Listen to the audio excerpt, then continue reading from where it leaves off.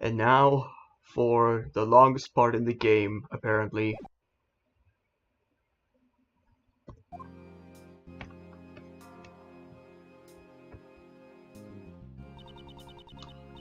Whoa, that was weird. Court is now in session. Is the defense ready? Of course, Your Honor. We can begin whenever you want. The prosecution has been ready from the start, Your Honor. Oh god. Francisca from the beginning is hard. Jill Crane, the attorney in charge of the defense, has passed on from this world.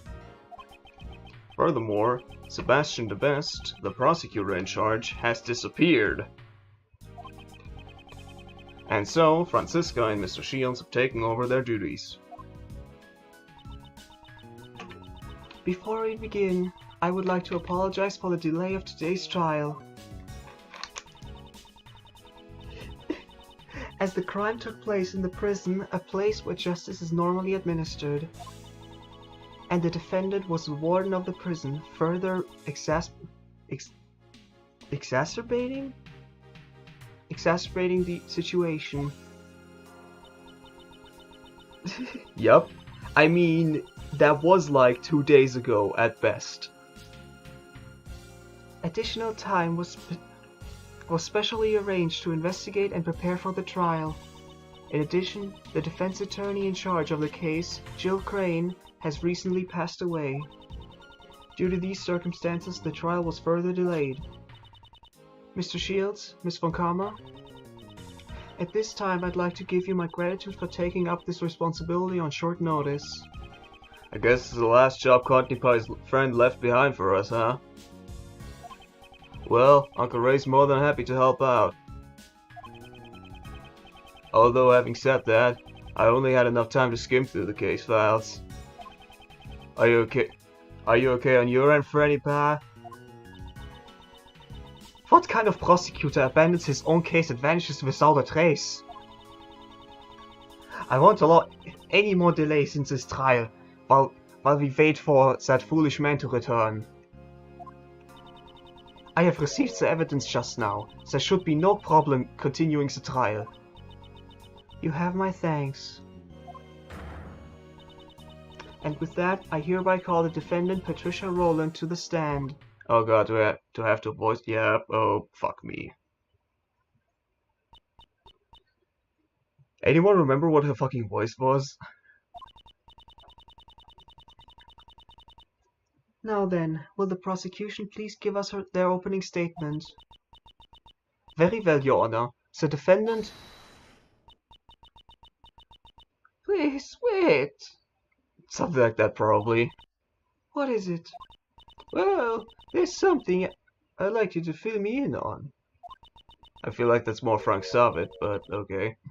Just what exactly am I doing in a place like this?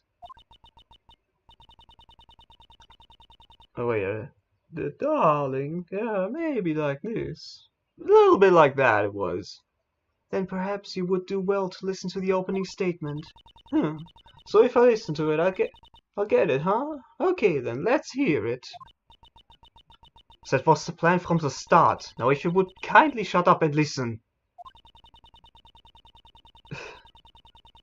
The incident occurred in the detention center, and the prison warden Rowland is in the detention center, and the... What? The incident occurred in the detention center, and the prison... Oh, and the prison Warden Rowland is in charge of. Okay, fucking this game in the garden path sentences. The victim is Horace Knightley, who has been held in the detention center. The prosecution is certain that this woman here is the culprit. This knife, the murder weapon, is the decisive Huh? Miss von Karma, is something wrong? That's impossible! The evidence is...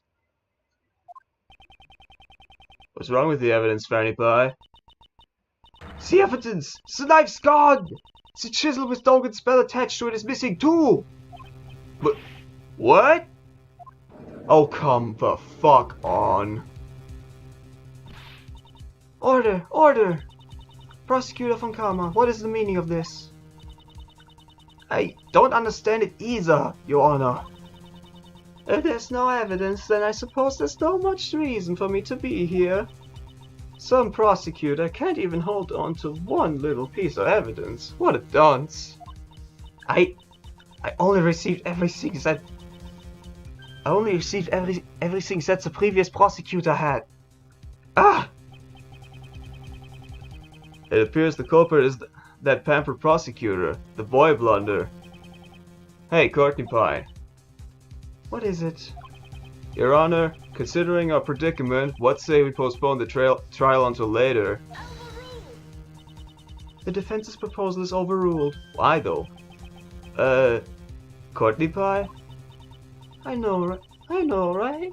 It'd be troubling for me if this trial were to be delayed any further. I just want everyone to know that I'm innocent as soon as possible. Innocent? I've had more than enough of your foolish... And besides, you don't have any evidence, right? I recall a certain saying, in court, evidence is everything, wasn't it? Since there's no evidence, that would make me innocent, isn't that right, Your Honor? That is correct. What? The prosecution has not produced sufficient evidence to prove the defendant guilty. As such, I hereby find the defendant Patricia Rowland... Objection. Hold your horses, Courtney Pie. You can't just declare her innocent all of a sudden. Is something the matter? For the defense to object to a not guilty verdict...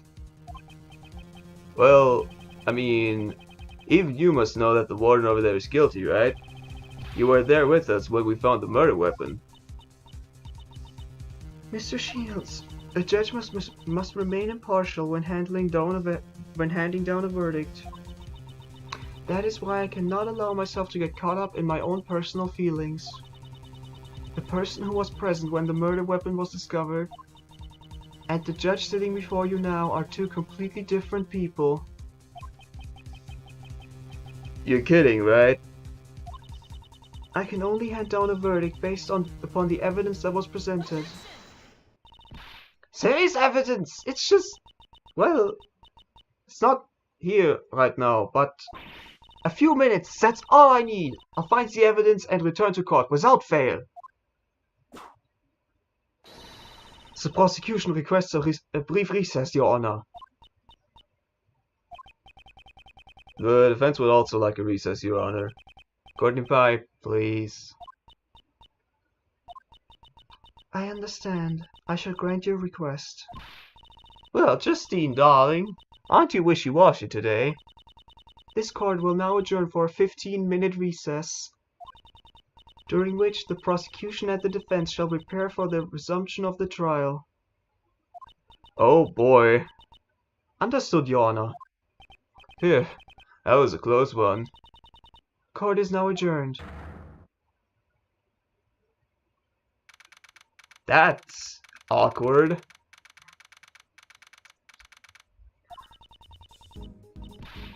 Okay. Didn't we find it together, the evidence? Yes, we certainly did. Huh? What's the matter, detective? It looks like the metal detector is reacting to this alligator. Wait, really? Why? Of course, that's why the metal detector reacted. Judge Courtney, I'd like you to take a look at this. The chisel? Wasn't that just the fake murder weapon? Dogan hid this chisel inside his dog's mouth, and the real murder weapon was hidden in very much the same way. The real murder weapon is in the pond inside the alligator. I wonder if it was stolen by someone. I'm gonna guess... No, wait. Who could this be? Mr. Edgeworth? Oh! Oh god, no, she's back. Oh, did you come to attend the trial? I came because I heard there's a really fun show around here, so where is it? Oh god, his voice was like really shitty too. The trial for the murder I got caught up in was supposed to have already started, but our practice ran a little late. I believe it was somewhere around here, wasn't it?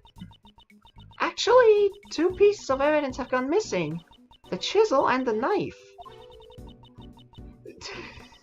The trial is in recess now, sort of like an intermission. You just missed it, Simon. Oh, if my favorite voices return, then we're gonna get Jailbird back and Dogen. What? What's that supposed to mean? Ah, looks like Simon's going to get arrested again. What the fuck? Hey, no, wait, I can't. Huh, I guess Simon is his usual noisy self. For real. Huh? To think that I would be humiliated like this. Oh, this is probably Francisco. And here comes another noisy individual. Yup. Now, Franny Pie, let's just take a moment to calm down a bit. Maybe you could put that whip of yours away. What do you say? That foolish prosecutor. When I get my hands on him, my whip is going to give him the thrashing of a lifetime. Eh. Just run away. Miles, why don't you try talking to her? Good grief. On that note, I guess I should probably hear what she has to say. Oh boy. Oh? If it isn't former prosecutor Miles Edgeworth. Francisca. Those who have abandoned the path of a prosecutor do not belong here. Now be a good boy and go home. Figure out what you want to do with your life. Still, what are you going to do, Francisca? The recess is only 15 minutes. Gah. You're always so calm and collected. Like an anchorman reading off a teleprompter. It makes me sick. I should probably stay classy and avoid a confrontation with her for now. Francisca, I never expected you to end up taking over the prosecution for this case. The bodyguard of the president of Shengfa, Horace Knightley, was murdered. The defendant is the former warden of the prison, Patricia Rowland. The knife she used as the murder weapon had been prepared as evidence. However, the murder weapon has disappeared without a trace. Not only did he abandon his own case, but he also made me look like a fool in court! Ugh! The next time I see that foolish fool of a prosecutor, I'll whip some backbone into him. I don't mind if you whip some backbone into him, but stop whipping innocent bystanders. Okay. Well, that wasn't a lot. Am I supposed to also talk to the others? Okay, looks like you've gotten your memories back. Yeah, I'm all better now. Uncle Ray was really worried, you know. Though that other K was also pretty cute. What? Well then, now that you've recovered, how about a hug for old time's sake? Nope. We need to focus on the trial right now. Yeah, things aren't looking good.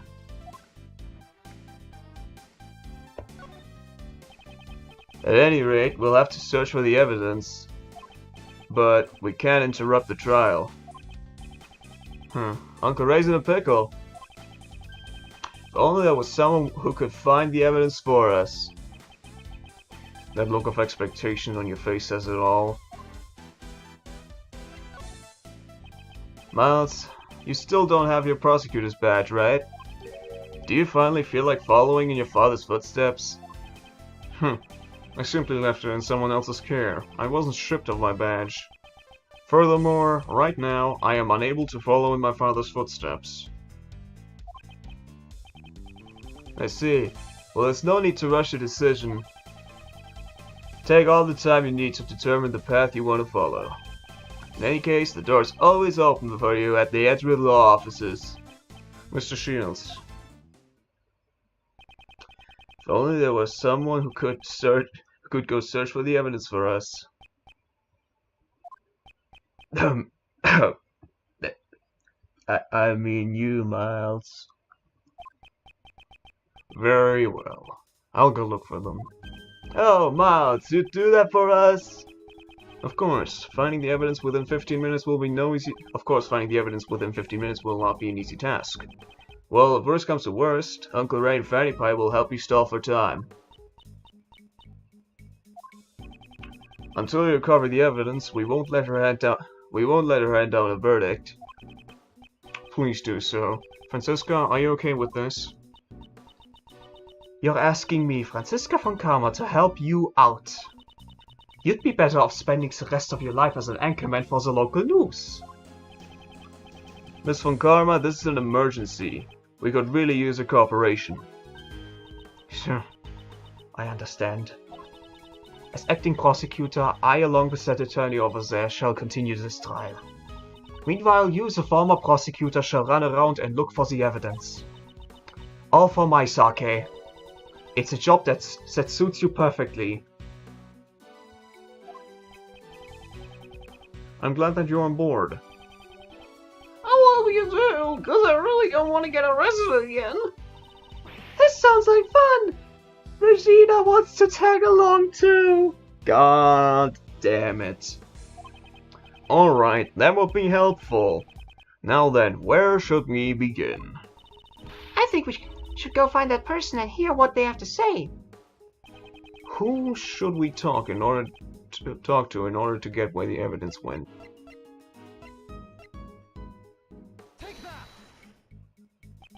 Yes, the person in charge of the evidence was Sebastian the Best. Oh, you mean that rookie prosecutor, right? I got it. I'll leave him to you. Really? What? Okay, so Simon Keyes is supposed to find a person who's gone missing. Cool. Alrighty, time for Uncle Ray to have a strategy meeting with the opposing counsel. Just the two of— Whoa! Miles Edgeworth, you better not keep me waiting. Lest you end up like your friend here. Yes, I'll keep that in mind. Freddy Pie, wait for me! Now then, let's go help look for Sebastian as well. Hi. Ah! Judge Courtney. If it isn't Prosecutor Edgeworth, I hope that all is well. All is not well! Just what was going on in that trial earlier? Okay, there's no need for that. But even though Miss Courtney should know exactly who the culprit is, what made you... In a court of law, the only thing that truly matters is evidence. Whatever my own feelings may be, it should not affect the verdict. So, this is the judge persona of Justine Courtney we're seeing. Cold-blooded and heartless, it's fine if you think of me as such. Even as a judge, she's still this stubborn. Judge Courtney, there's just one thing I'd like to ask you. And what would that be? Will you go out with me? I mean, 2 nights ago, you went to the roof of the Grand Tower. The roof, you say? You met with the president there, correct? The 2 of you were caught on the security camera. Is there some sort of problem with that? Today, the president's body was discovered, very close to the Grand Tower. That's... You understand now, don't you? That you're a suspect. What happened between you and the president up on the roof? Nothing. We merely spoke for a few minutes. Once our business was done, I headed straight home. Oh, wait. Once our business was done, I headed straight home. I took the elevator back down alone. Indeed. That was shown on the security camera footage as well. What exactly did you and the president talk about? That I cannot say. I see. However, I cannot afford to let up just yet. That being the case, I guess my only remaining option is to use that. She's specifically Edgeworth. She is definitely hiding something, and I'm going to draw it out of her.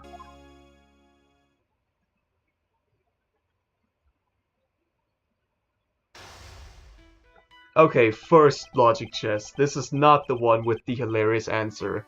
2 nights ago, Judge Courtney met with President Huang. Oh boy. It is true that I spoke with President Huang on the roof of the Grand Tower. However, we only discussed business. There's no need to tell you what was said. Just like in the trial earlier, she won't reveal her personal feelings easily. When she's speaking as a judge, it will be better for me to wait and see what develops. Now then, I'll start by asking her what she talked about with the president. Okay, this is gonna be weird.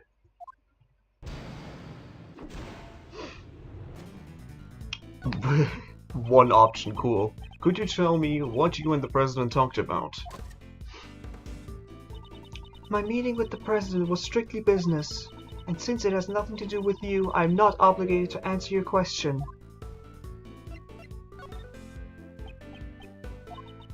I appreciate your understanding. Even so, you certainly are a very busy person, aren't you? Hi, Drobot. You're a member of the PIC and a judge as well. You even assist with the investigations. I am simply fulfilling the professional duties that have been assigned to me. Was your meeting with the president also one of the duties assigned to you as a judge? Yes, of course it was. I am one who lives for the law. I would never act outside my professional duties. Hold up. This morning you returned Kay's promise notebook to me. I don't believe that all of your actions are simply done for the sake of your duties. It's true. It seems I still retain some immature qualities. I wouldn't call it immature. It was your own personal kindness. Weren't you also distressed when you found out the president had passed away? Yes, it is very unfortunate. Why did he have to die? It seems he was crushed by the head of a kaiju called the Mighty Muzilla. Excuse me. You see, Muzilla Is that true?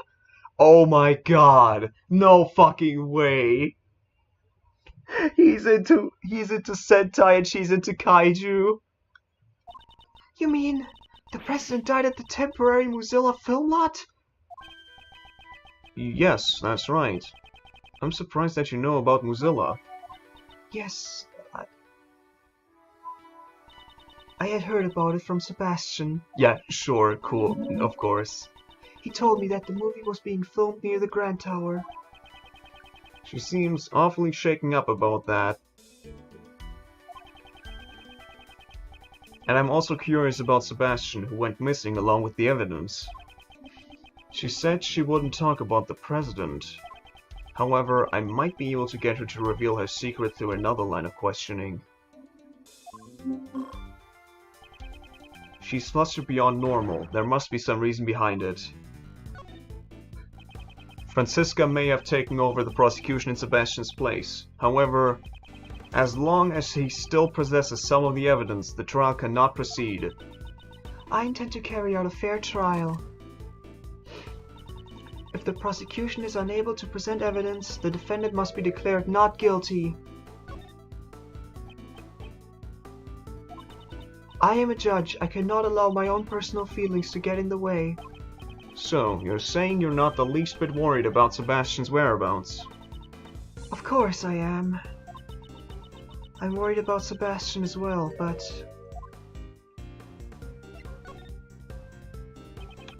You're worried about Sebastian as well. Wouldn't that mean that there is someone else you're worried about? Ah! By any chance, would that person have something to do with your unnatural behavior? That's impossible. I am a follower of the law. I will not be swayed by personal feelings.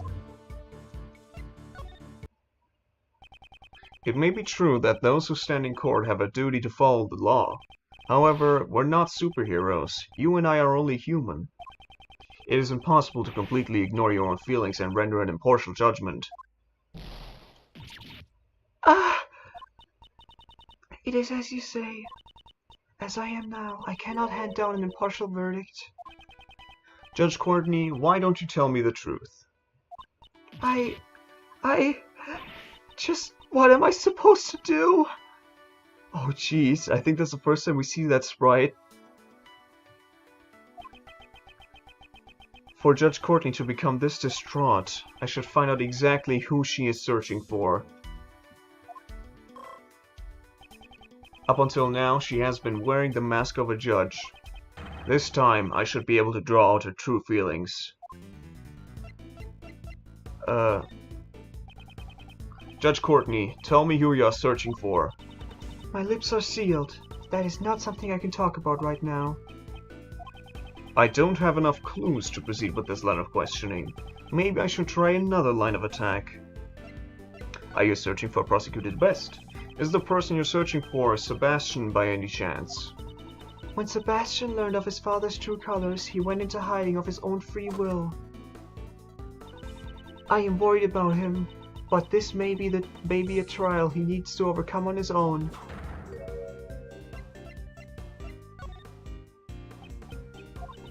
Since he went into hiding of his own accord, he could return whenever he wanted to.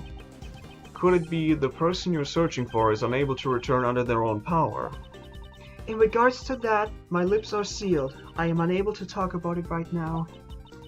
When I think about what might happen to that child if I talked. Okay. That child. Could you tell me who you are referring to? It's nothing. Please pay it no mind. Judge Courtney's expression has changed. It seems I've managed to uncover a clue.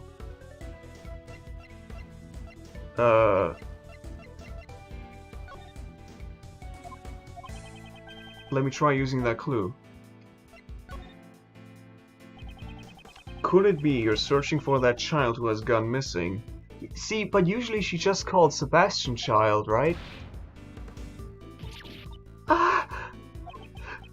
Since you said it was a child, I presume they're of a young age, correct? Is it legit John? Like, what?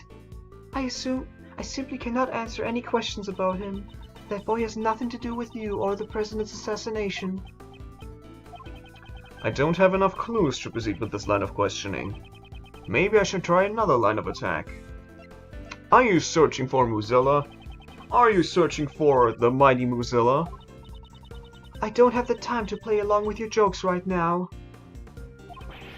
It's not a joke. Just a moment ago, you were surprised to learn that the president had been crushed by Mozilla, correct? I was simply surprised by the president's cause of death. To think that he passed away at a temporary film lot, of all places.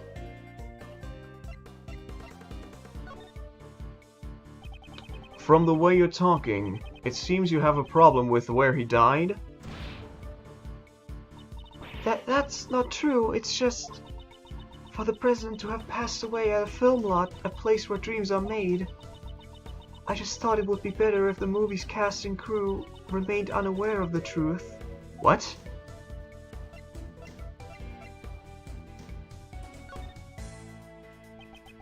I'm very sorry to say this. However, the movie's cast and crew are already aware of the president's death. I encountered a female staff member and John Marsh at the crime scene. No! How could I have come to this? She seems to react strongly when it comes to the staff of the Mozilla film. This could be a useful clue.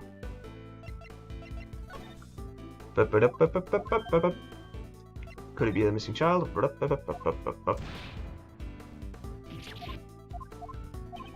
Let me try using that clue. Oh boy. Earlier, when Mozilla was brought up, it seemed to be the sensitive topic for you. Is that child you spoke of involved with the Mozilla movie? What the fuck? How did you know that? You're usually so calm, yet you seem rather distraught right now. Please tell me, who is that child? I understand. If you've come to know this much, I shall prepare myself for the worst.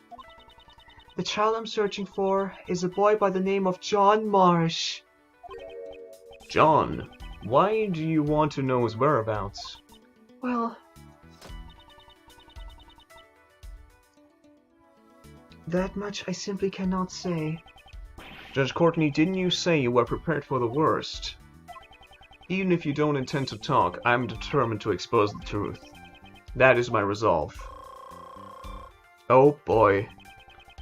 Why is she searching for John? I must get her to tell me the reason.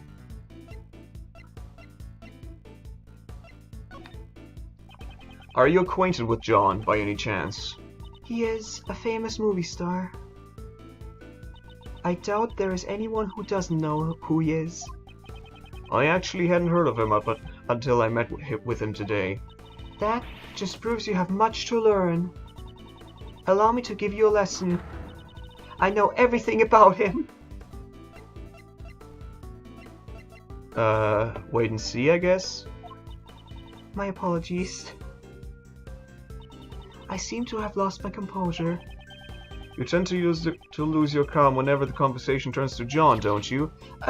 In any case, while I may know everything about John, it is a one-sided relationship.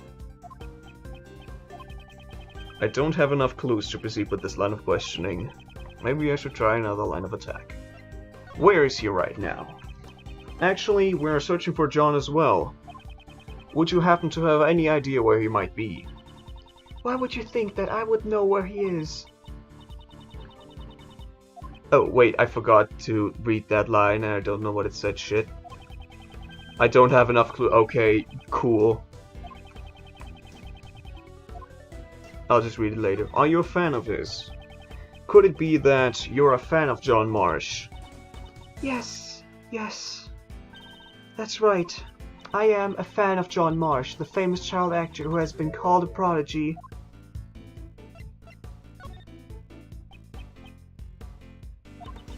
I knew his movie was being filmed in front of the Grand Tower, so the temporary film lot had been on my mind.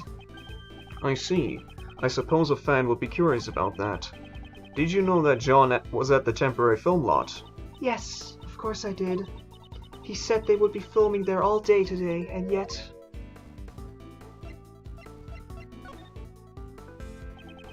It almost sounds as if John himself told you personally.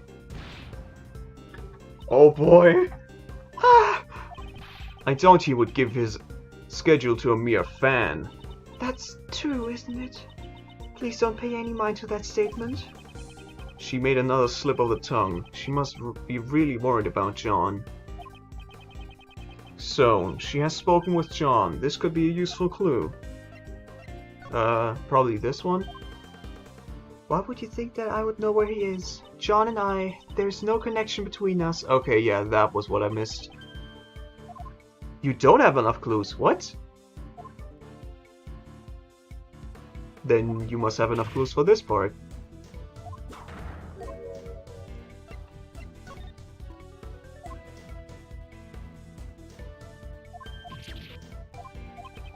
Let me try using that clue. I understand you're worried about him, but aren't you a bit too flustered?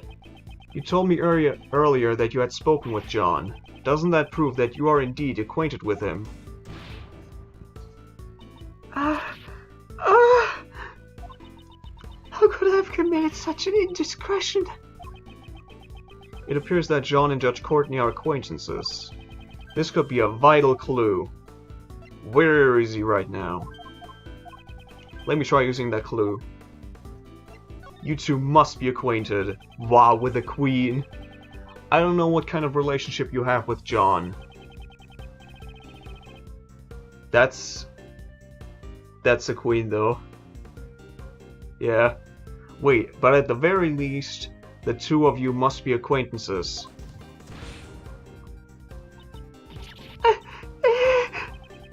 Judge Courtney, won't you allow us to help you in your search for him? No, that won't be allowed.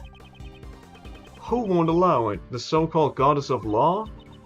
The person who knows where that child is.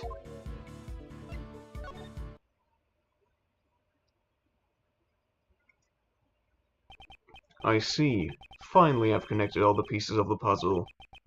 The reason why you cannot easily talk about John, it was because someone kidnapped him. Isn't that right?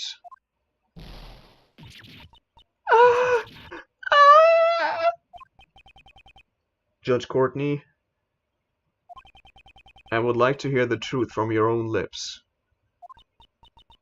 I understand. This time, I will truly be prepared for the worst. It is just as you deduced. Someone has kidnapped John.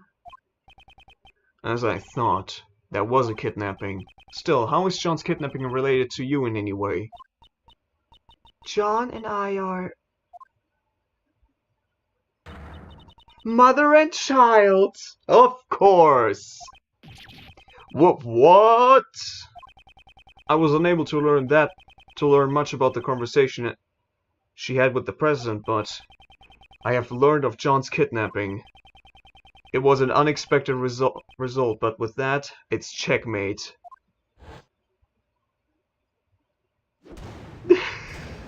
You know everything. What? John is Miss Courtney's son? I just...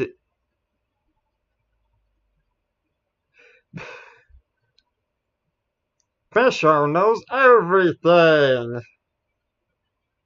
No way. I mean, he's already so big for him to be your...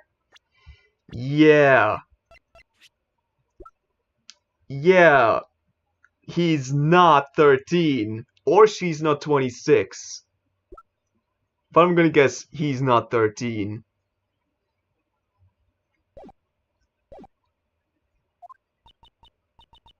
Yes, John is indeed my son. Please look at this.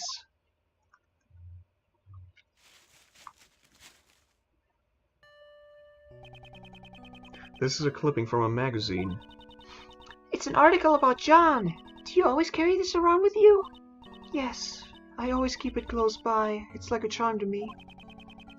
It seems the bond that they share is a strong one. However, are you absolutely certain that he's been kidnapped? Yes, I received a call from the kidnapper just before the trial started. What were their demands? Oh my god. Fucking... They had only one demand, a not guilty verdict for Patricia Rowland. I see. So that's what happened. Since there's no evidence, that would make me innocent, isn't that right, Your Honor? That is correct. The prosecution has not produced sufficient evidence to prove the defendant guilty.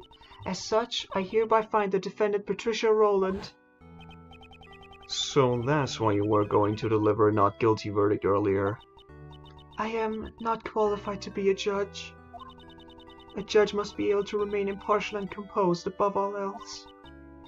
Yet, despite this, in the trial just now, I was about to hand out a verdict that was led solely by my heart.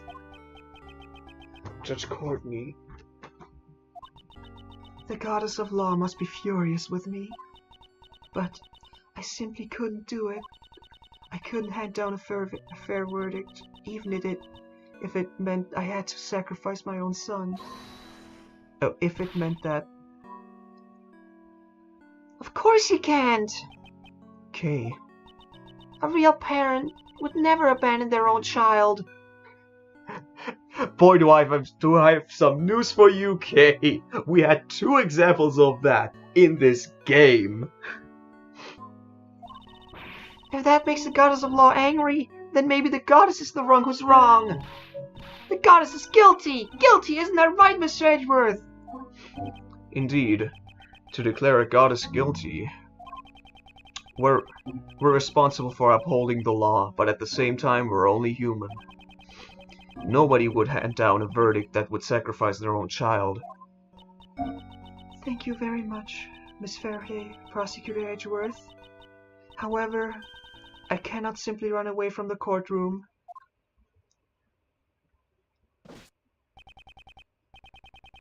Judge Courtney, Judge Courtney, so this is where you've been. It appears it's time. Well, shit, now we didn't ever look for Sebastian. We just let Simon do it. Miss Courtney! My father, he was a prosecutor. Your father... Yes, he stood in court just like you. And now, with all that has happened, it got me thinking, what if my father had been in the same position as you are now? If a prosecutor was being coerced into obtaining a guilty verdict, I know, if my life were on the line, my father would definitely come back to steal me back. Steal you back? Miss Courtney, why don't you let us take care of it? What? I'm gonna go steal John back for you! As the second Yatagarasu, I.K. Faraday, give you my word! So, the great thief Yatagarasu plans to steal the truth, huh? What say you, Judge Courtney? Will you place your trust in our young great thief? Prosecutor Edgeworth. Prosecutor Edgeworth. And if it's alright with you, I wish to help as well. Thank you very much. I know it's not my place to ask this of you, but please, do whatever you can. Please save John. You got it! Just leave everything to us! Allow me to leave my cell phone with you. You may get a call from the kidnapper at some point. Flip phones! You have my word. I will ensure the safe return of your phone, along with your son. And I will do everything in my power to prolong the trial. But even then, at most the trial can only last for about 2 more hours. Maybe she's both! 2 hours, huh? So until 2 p.m. That's our time frame. I must return to court. Miss Faraday, Prosecutor Edgeworth, I shall leave the rest to you.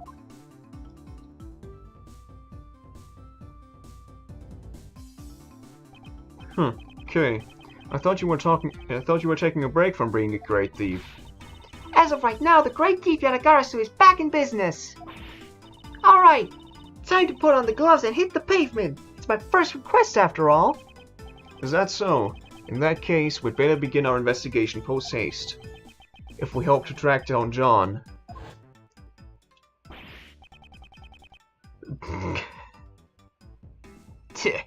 Where do you run off to? He might have just gone back home. That's right. I mean, it doesn't look like they're going to get any filming done today. Or he may have run away. We should probably begin our investigation from the front of the Grand Tower. Hey!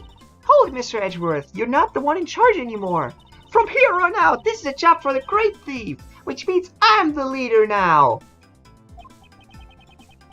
If that's the case, then what am I supposed to do? Mr. Edgeworth, you gotta be the first ever Great Thief's assistant. Oh my god. So, I'm a thief's assistant now. I don't think I'll get to play as her. Alright, let's get go- Oh wait. Alright, let's get going. The Great Thief Yatagarasu takes flight once again! Edgeworth, please.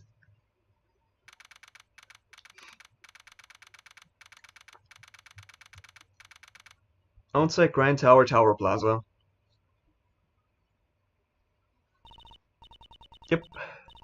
Here we are, the scene of the crime. Let's go to work. Now say it with me, Mr. Edgeworth. Say what? Even in the depths of night! Oh, come on!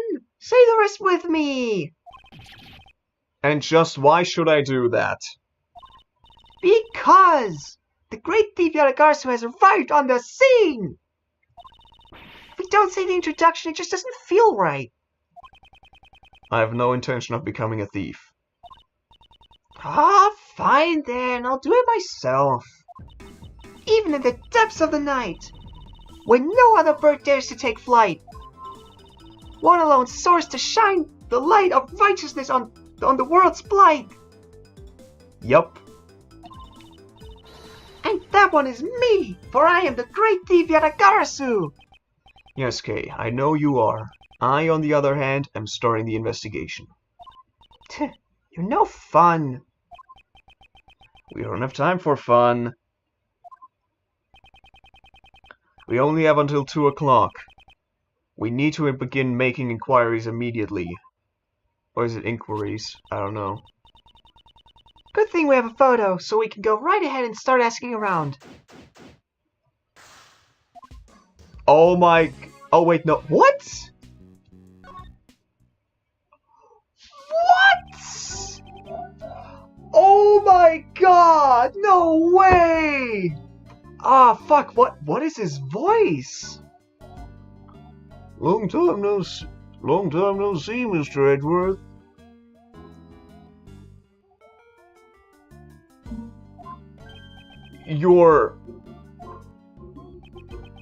This is Will Powers. He's an action star I met in a previous case. He also played the role of the Steel Samurai, warrior of Neo Old Tokyo. It's been a long time.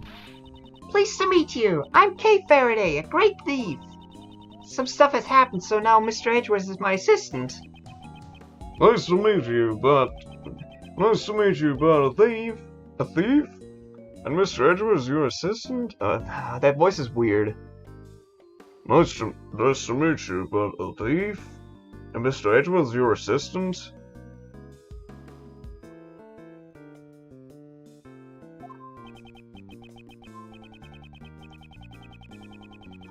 Please pay it no heed. More importantly, I'd like to ask you some questions about the case. Oh, okay. I don't know if I'll be much help, though. He's an actor who has been working with John. It may be a bit sudden, but let's hear what he has to say. Can't believe he and he gets that stupid sprite back, of course. I bet it won't have any talking sprites again. I had heard you were handling the investigation for this case, but... Well, that's... I'm not the prosecutor in charge, though. But if you're the assistant, then does this mean that Kay's in charge? No, this is just a simple You've got a good eye on you! You're completely right! She jumped at the chance. Since I'm in charge here, I'd like you to answer a few questions post-haste, and please be frank. Did anything happen to catch your eye? Ergo, didn't you notice anything? Who is she trying to imitate? Be frank, huh? Well, I feel sorry for the victim, but... Oh, he actually does have speaking sprites. I can't help but worry about what will happen with the filming from now on. No, that's only natural. Still, I would think that filming would be difficult now. I knew it. This is bad. We can only use this location for a little while longer, too. Is the filming almost complete then? No, but construction will begin here soon, so we won't be able to film here anymore. We're only using this vacant lot until construction begins. So the rest of the movie will be filmed at Global Studios. Things aren't looking good. There's even some people spreading bad rumors. Bad rumors?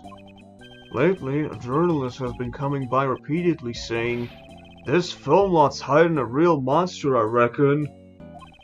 A real kaiju, I reckon. There ain't no use in hiding it," and stuff like that. I have a feeling I know who you're talking about. Yes, it was that photographer from before. You're not actually hiding a real kaiju, are you? Of course not. If there really was one, I'd be out of a job. Of course he played. Didn't I even say that at one point that this would be Will Powers? Kaiju movie. It seems they're putting a lot of work into this movie. That's because this is our first attempt at making a sequel to an old classic. Golem Studios is pouring their heart and soul into this one. I wish they put that much effort into making a new Steel Samurai series. Oh, god damn it! What role are you playing this time, Mr. Powers? I'm playing the Mighty Muzilla. Wow, you're the main character!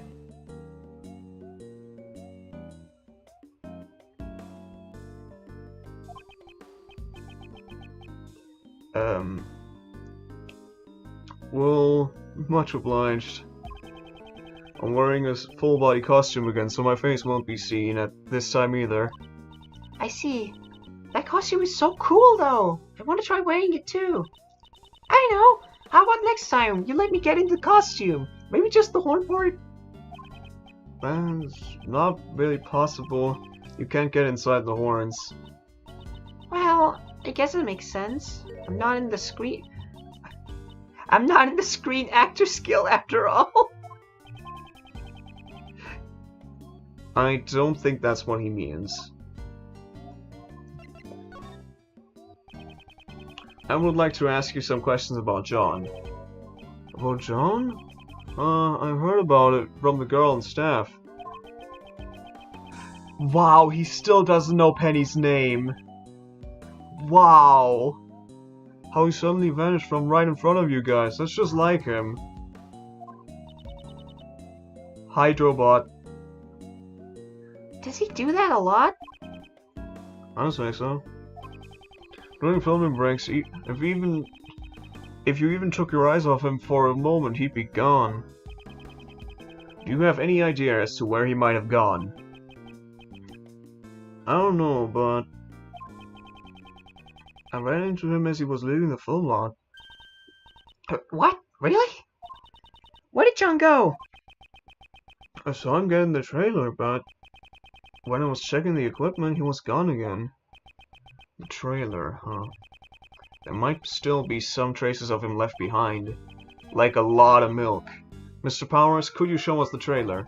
Sure thing. It's a bit of a mess right now, though. Let's take him up on his offer and examine the inside of the trailer.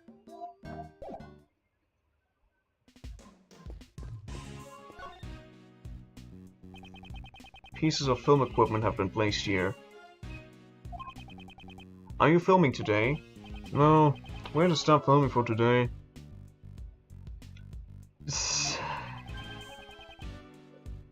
Since the box has disappeared. A box? What is he talking about? Yeah, there was some equipment in that box. I take my eyes off it for a few seconds, and look what happens. So, there's a thief among us? That isn't me? Exactly what was stolen. Nothing much, actually. Just the box is missing. Why would someone steal a box? Personally, I would have taken the stuff inside. They probably wanted the box more than whatever was inside. Did they plan to put something inside the box?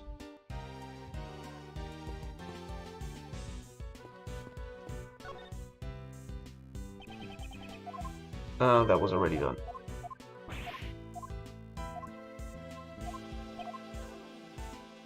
I bet there's longer ones. It appears to be a map of the area around the Grand Tower. Let's take a look. Oh! Oh wow, this is gonna be gigantic! This is the Grand Tower. It's where we are right now. It's a nice building, but I can't say I'm a fan. I can't blame her. It wouldn't be strange if she never wanted to set foot in the tower again. But Mr. Edgeworth, once we discover the truth and completely resolve this case, solve this case. Can we come here again just to sightsee? And we can bring Gummy along with us too. Never letting the past hold you back, and always looking forward. That's just like you. Unfortunately, Kay, we aren't quite finished here yet. There's still much left to solve. It's too early to be making plans for the future. I guess so. Well then, let's hurry up and solve it.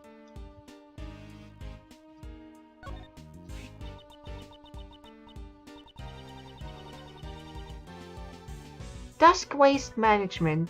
Do they help you manage your wasteful spending? No, this is where the garbage trucks bring all the combustible waste they've collected. By the way, Kay, why are you so fidgety? It's nothing. More importantly, there's another waste center on the top right corner of this map. Since they're separate facilities, they probably handle different kinds of waste. Although there seems to be a lot of waste management facilities around here. Oh, I think I know why. I bet they're always collecting garbage from dusk till dawn. Were you so fidgety because you were waiting for a chance to say that?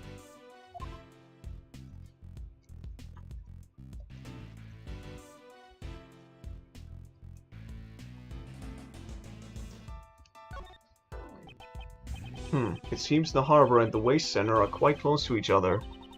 Maybe that's where they dispose of all the garbage that comes floating in from the ocean. Perhaps they do, but I'm sure they also deal with other types of waste as well. Other types of waste? Huh. You don't mean shells and fish bones, do you? You can't just throw away the fish and shells you catch from the sea like garbage. You ought to recycle them. Make them into jewelry and stuff. Okay, let's talk about this matter some other time.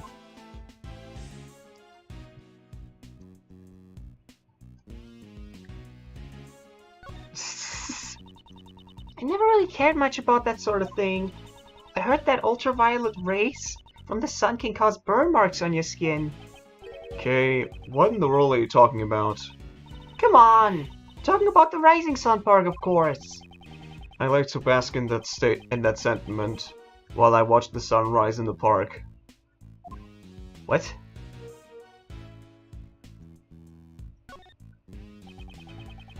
The Sunshine Coliseum.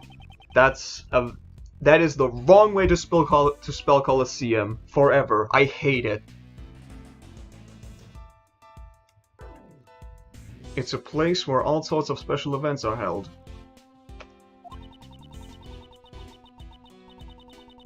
I've always wanted to go to the World Thief Expo, but it was cancelled this year. I heard that it's a huge event, where all the greatest thieves from around the world gather. Shut up. But yeah, last year everyone who went got arrested. Turns out it was just a trap set up by the police to catch the thieves. And even knowing that, you still want to go.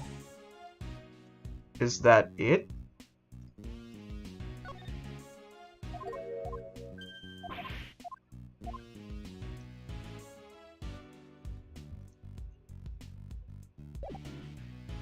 Let's look at it again, maybe. There is not even a I will look at everything thing.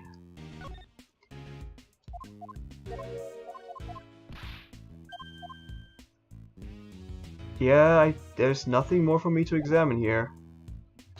What logic do I have?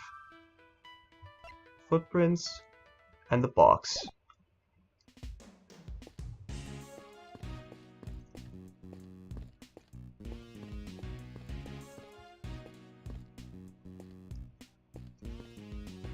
Well, hi. Thank you for your hard work, Prosecutor Edgeworth. I'm not a prosecutor at the moment, but I'll keep quiet about that for now. Thank you. What are you doing here? Sir, I'm on guard duty. Then, could you tell me about the cars that have passed through here today? The only ones that came through here were that taxi and that blue truck.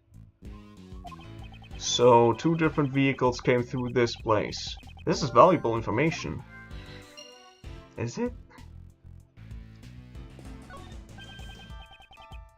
Hey, but wait. Hey, I'm walking here. Hey, buddy, what's wrong? Your face looks so serious. Have you picked up any passengers here today? Oh, I sure did. But it was only one group. What did they look like? It was a pair of men. They were both wearing black. Did you happen to see a small boy with them? Here's the picture of him. Nope. It was just the two guys. I understand. Thank you for your cooperation. I was hoping you would have some more information for us, but I guess not.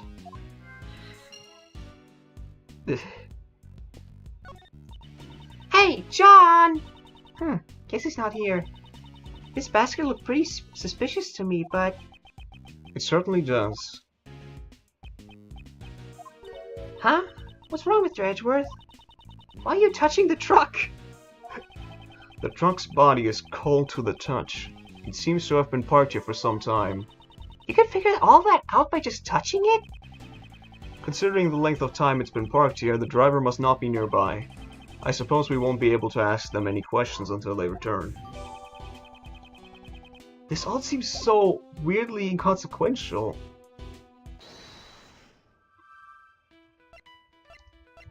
Two men, cars that came through.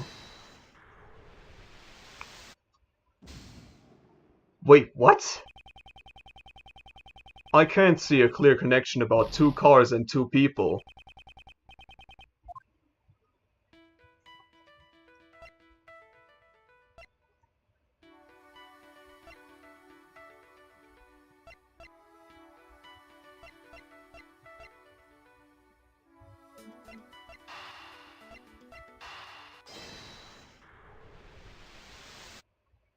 Nope. I have one more idea. After that, I'll just look for more stuff.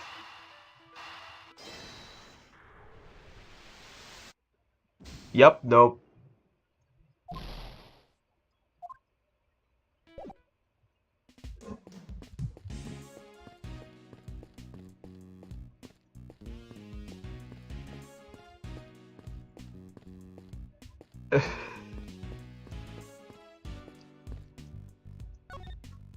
I mean,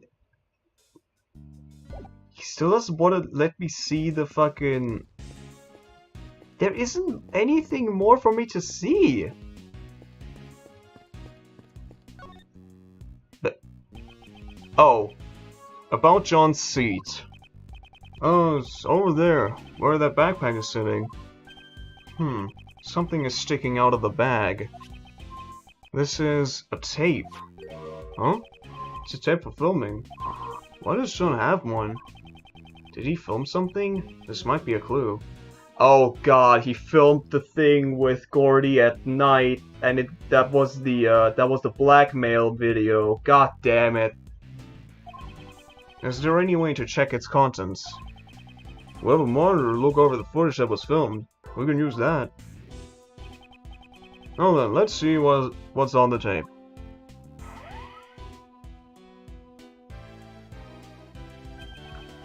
This is... It looks like when John was practicing. John was practicing by himself! The monster's footprints can be seen as well, so this must have been recorded last night. He does have sometimes. When he's not happy with his performances, he'll sneak into the set to practice by himself. Wow!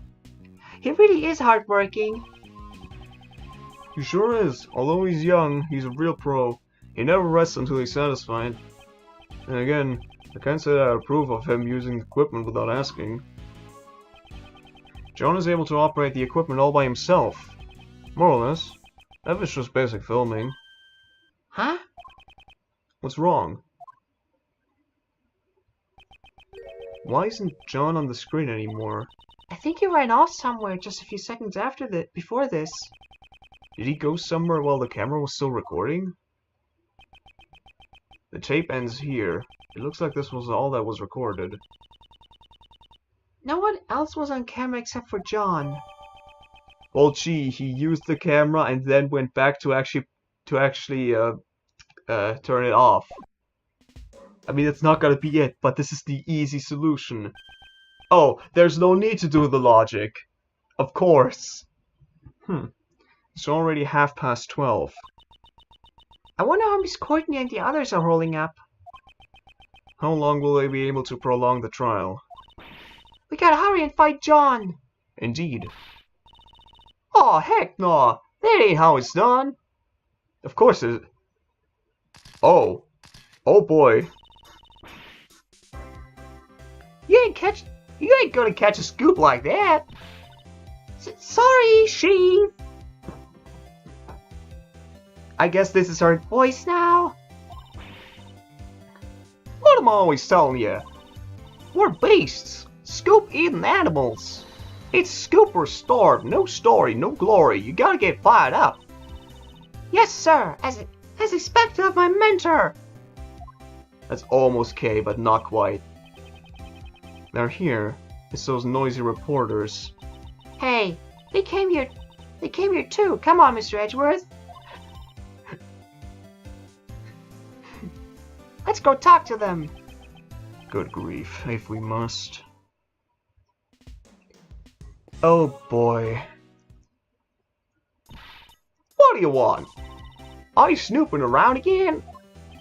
That's my line, is it? Did Miss Swift call you her mentor just now? She sure did. Nicole is my #1 pupil. She says she fell in love with the photos from my scoops.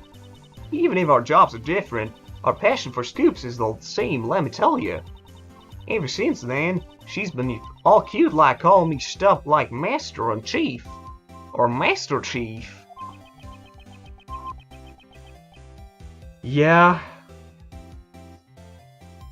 So she fell in love with Miss Hart's photos. I guess you could say, like teacher, like student. She's still got a ways to go in gather information, but her passion's a match for mine. Yeah, exactly, even a few that are.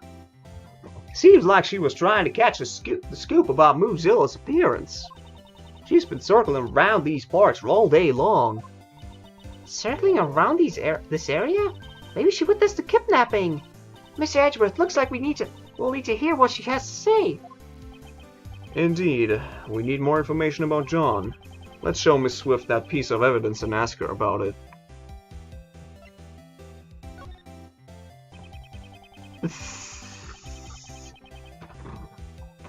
Now that the black market auction is over, what are you aiming for next? Ain't that obvious? The mighty Moozilla. I'm going after Moozilla. Who would have thunk that while I was staking out the black market auction at the Grand Tower, the mighty Moozilla's footprints would show up right next to the tower. Is there really a place that would publish a story like that? Don't treat me like a fool. I've got 1 or 2 valued clients lined up. Actually, there's a newspaper company here at the Grand Tower. Me and Nicole here go there all the time. Well, we always get turned away at the door, but still. I wouldn't exactly call that a valued client.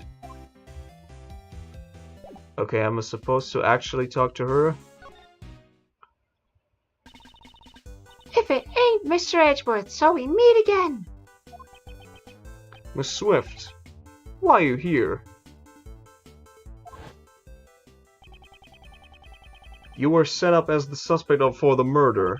Still, your involvement with the fake assassination plan remains a fact. You will have to submit to police questioning later. You should know that there is still a possibility you may be charged with some crime. For some reason, my questioning was stopped all of a sudden. After a while, they just let me out and told me I could go home scot-free. Must be some kind of message, saying I need to keep on doing the best out there, I reckon. Oh wait, she also has the accent, god damn it. Well, they didn't give me a pretty stern warning. They did give me a pretty stern warning not to reveal anything about the case. In the official statement released to the public about the assassination attempt, Miss Swift was not involved. That must have been the reason why they let her go. But, Mr. Edgeworth, the attempting to silence Nicole like this?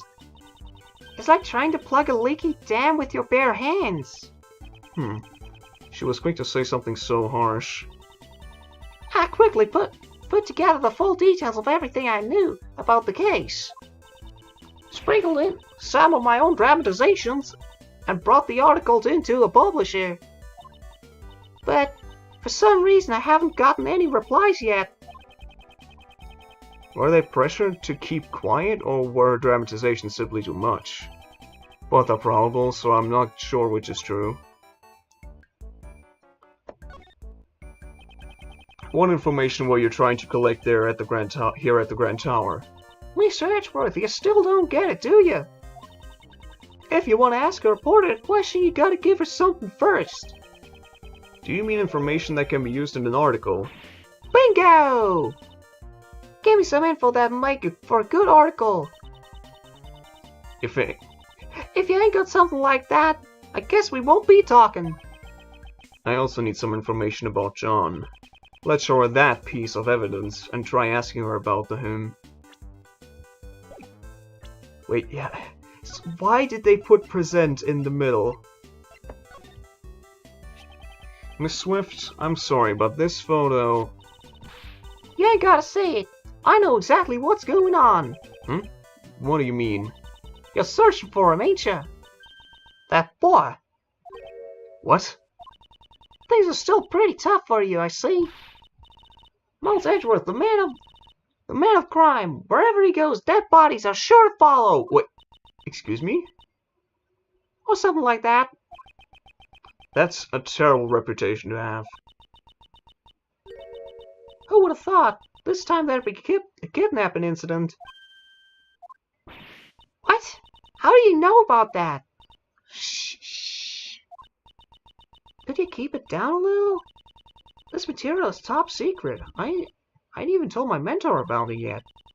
Y'all gotta keep it a secret from me. If she finds out, I'll be a goner.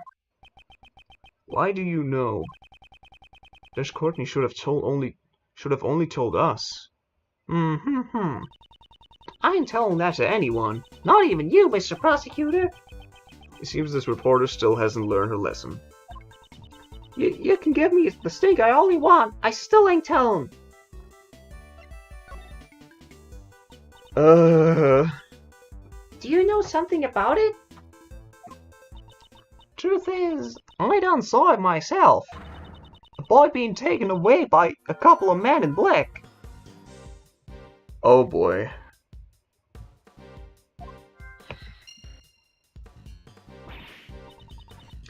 God damn it. What? Where'd they go? I don't know. They were too far away, so I lost sight of them. Darn it! But at least we know that what the criminals looked like. Yes, a pair of men in black. Oh, jeez.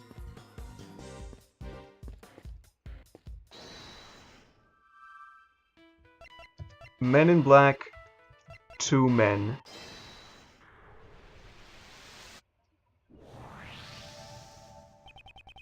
We've now collected some testimony regarding the culprits.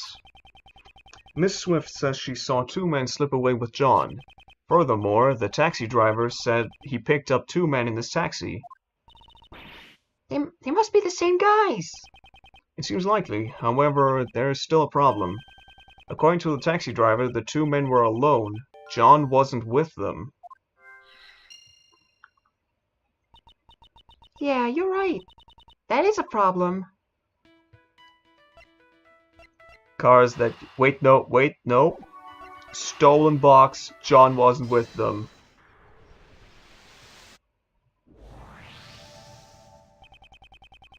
What if the kidnappers stole the box?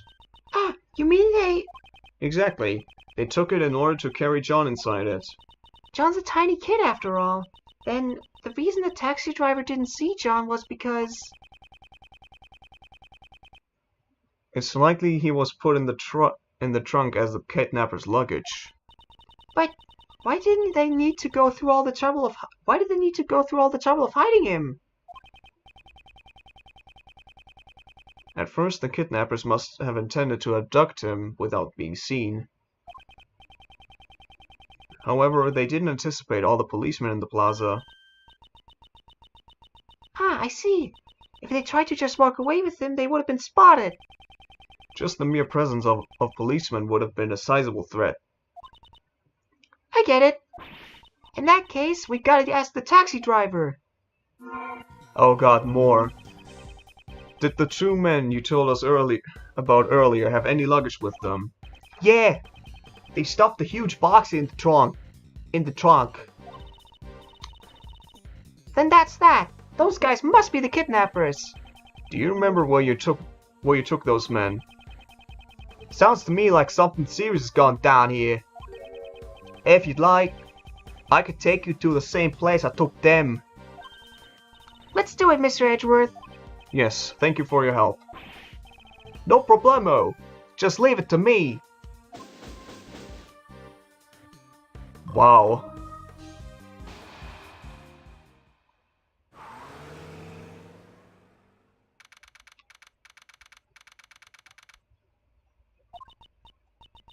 Ah, that taxi drove way too fast.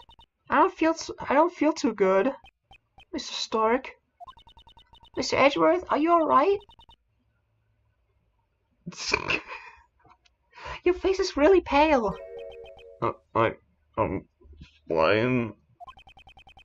The driver said they came to this house's garage. This must be where those two men brought the box. Ah, Mr. Edgeworth, look at the nameplate on the door. Nameplate? What? Blaze the best! So this is the chairman's house? Does that mean the one who kidnapped John was Blaze?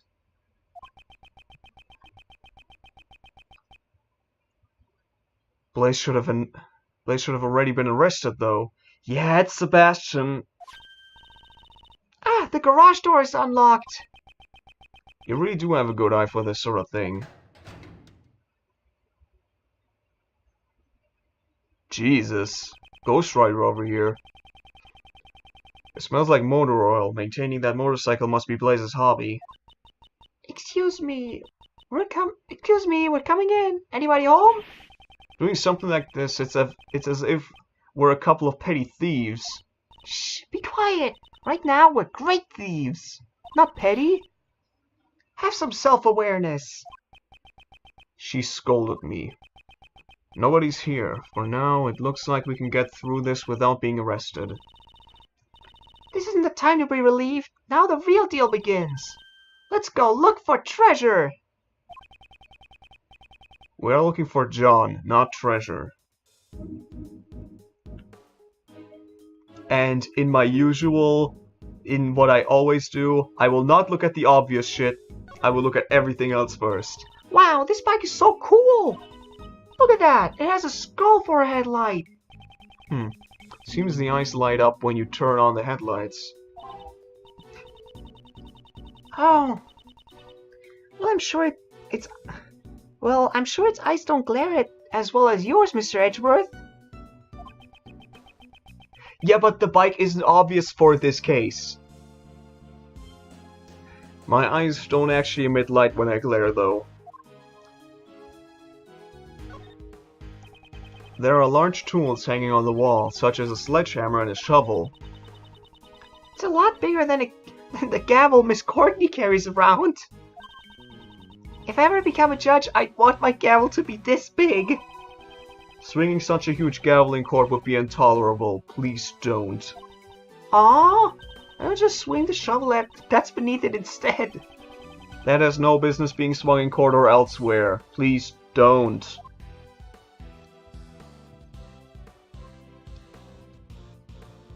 Okay, yeah, I have to get to it. This large box. This must be it. This is probably the box that Mr. Powers said had been stolen.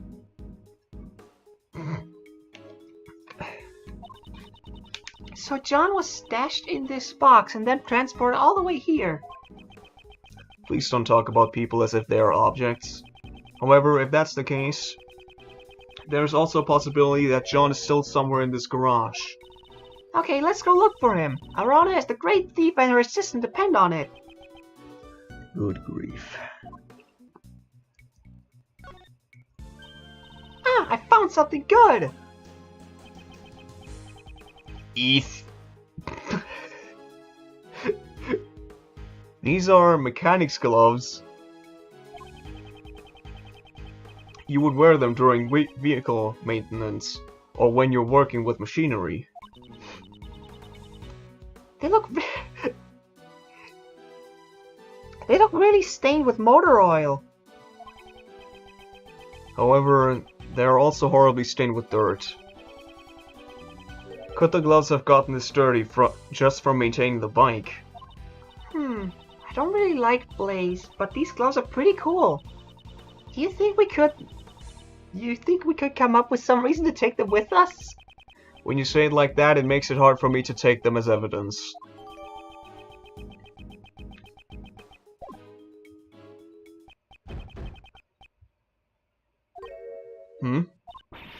There's someone inside!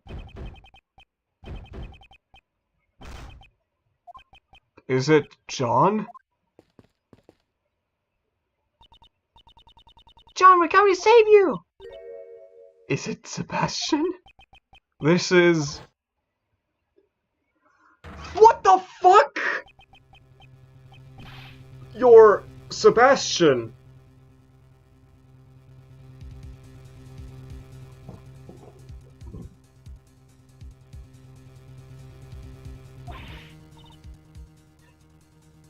What? Why?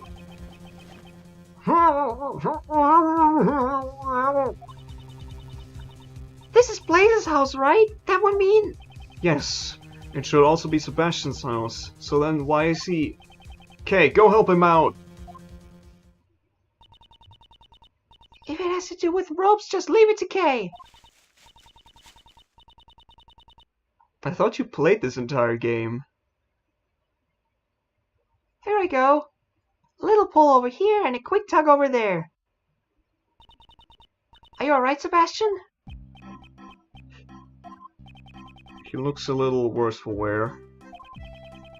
Why were you tied up in a place like this? How should I know? You guys don't know anything about me. It's because we don't know. It's because we don't know. That's why we're asking you.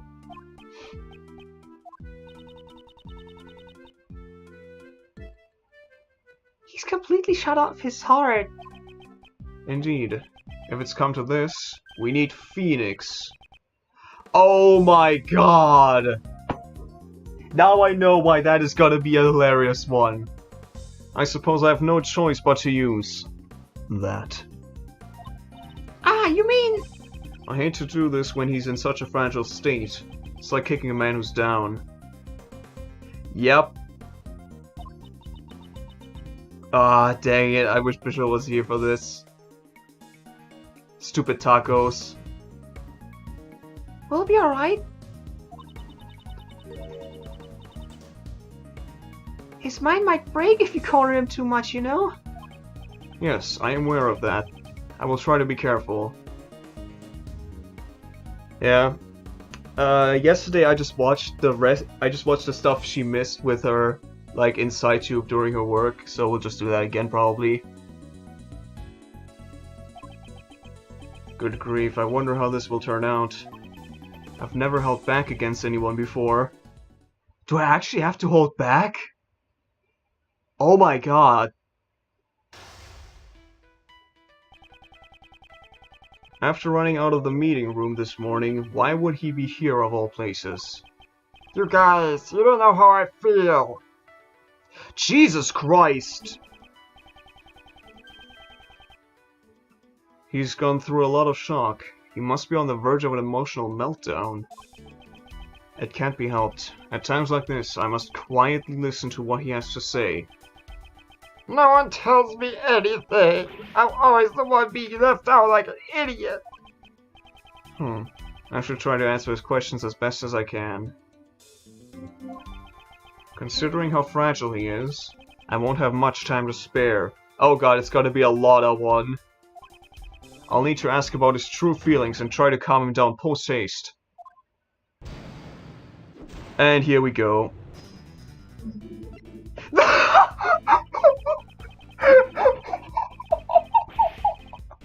From what I've seen these past few days, you have absolutely no redeeming qualities. Perhaps you should try starting over again as a human being. Calm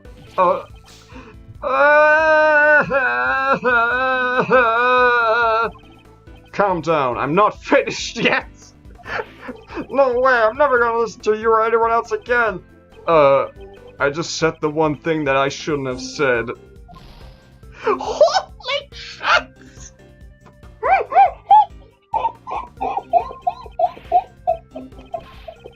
Holy fuck!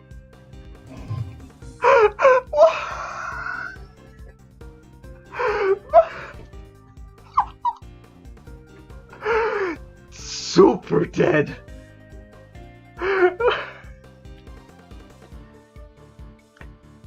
If anyone can, please clip that.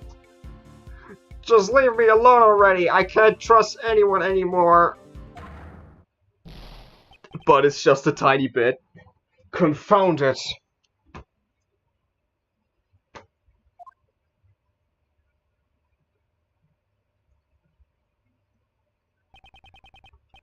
I can't give up now. I have to stand my ground.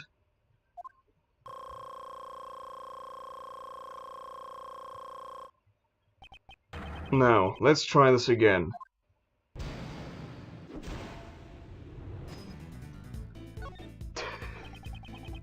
Could you please tell me what's on your mind? Yeah, that's a complete game over. I don't wanna. It's not like you'd listen to me anyways. I can pretend to listen. Alright, none of the other ones are as mean, right? Or like as worth checking out. What's wrong? Normally you'd be shouting objection right about now.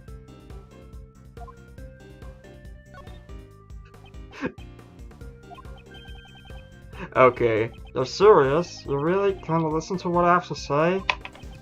I can understand the shock you went through after what happened with your father. It wasn't just Pops.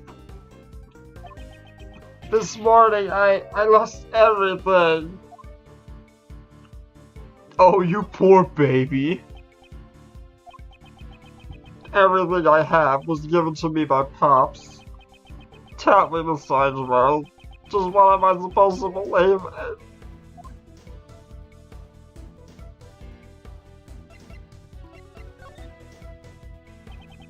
If you can't believe in others, then at least believe in yourself.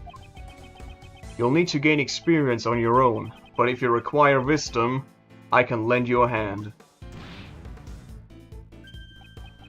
Ever since I got locked up, I've been thinking, am I too incapable to be a prosecutor? Incapable, which one is it?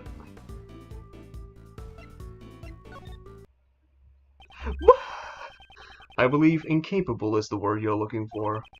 Judging your own ability is not an easy task. Sebastian, little by little, you are growing. Sebastian, would you tell me your side of the story?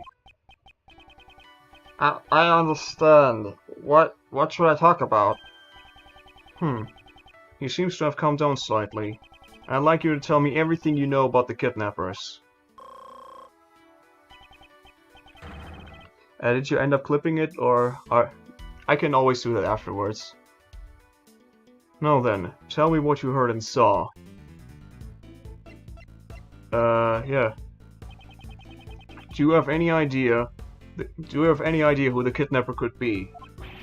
Of course I don't. If I did, I would have told you already. Seductive optimistic artwork, you don't say. I don't have enough clues to proceed with this line of questioning.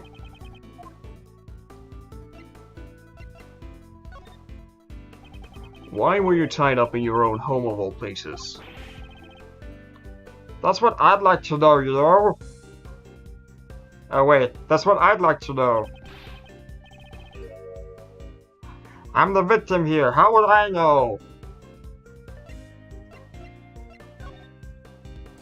Stop playing the victim. I was really scared. Being locked up alone, you know? Did your abductors happen to say anything to you? I don't really get it, but one of them said, don't blame us, blame the owner of this house. Oh god. The owner of this house, wouldn't that be Blaze the Best? Huh? Pops? I get it. Someone who hates Pops must have taken me hostage. No, considering the situation, that seems unlikely. The connection between Blaze and the kidnappers. This could be a useful clue. Do you know what the kidnappers' objective was? What are you saying? What else could a kidnapper want besides a ransom? I don't have enough clues to proceed with this line of questioning. Maybe we should try another line of attack. Let me try using that clue. Oh god, a kidnapper can easily use his own home to hold someone captive. Sebastian, you were kidnapped by your own father. What? It can't be. Was he going to kill me because I was a nuisance?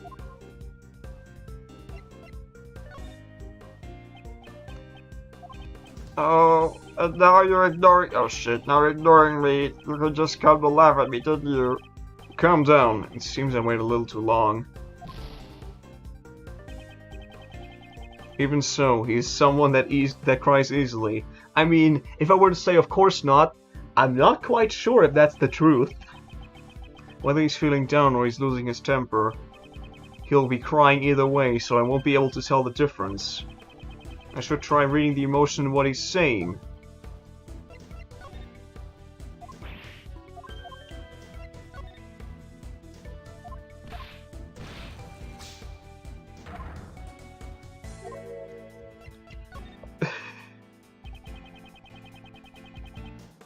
Would there be any reason for him to take your life? If his son was found dead in his own garage, Blaze would be suspected immediately. I see! But then, why was I kidnapped? Kidnapping his own son, I'm pretty sure he wouldn't be after any ransom money. There must be some other reason why Blaze ordered the kidnapping. This could be a useful clue. Let me try using that clue.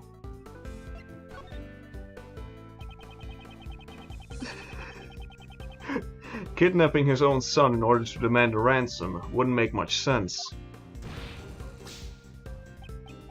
Yeah, you're right. Did you notice anything strange when you got kidnapped? Oh, as soon as I answered the question, they just took me away. Oh shit, They asked you a question. Tell me what they asked you. Oh, don't glare at me like that. I think they asked me, do you know Courtney? Oh, god damn it. I see. The pieces of the puzzle are starting to fall into place. Blaze and the kidnappers did not intend to kidnap you. Their objective was John Marsh. They were planning to kidnap Judge Courtney's son, in order to have Patricia Rowland declared not guilty. Justine has a son? And Warden Rowland gets declared not guilty? I suspect the kidnappers mistook you for John Marsh. Oh my god. Oh my god, so where the fuck is John then? All of this was just a mistake? Wait, maybe that's why back then...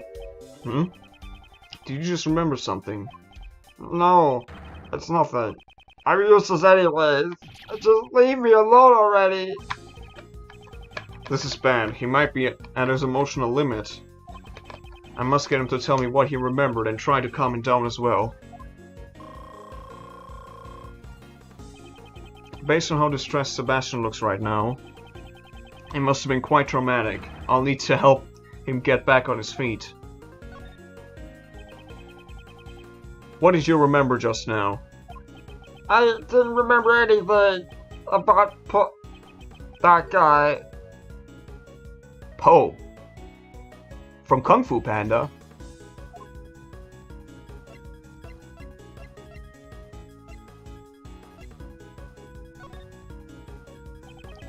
Would that guy happen to be Blaze? Darn it! Oh, so this is the difference between me and someone who earned this prosecutor title. I've been wanting to ask you, why did you become a prosecutor? What does it matter? I'm not fit to be a prosecutor anyways. It fits me quite well. Say something! You must have some reason for choosing this path, right? No, it's not like that. It wasn't anything special. I became a prosecutor for a really insignificant reason.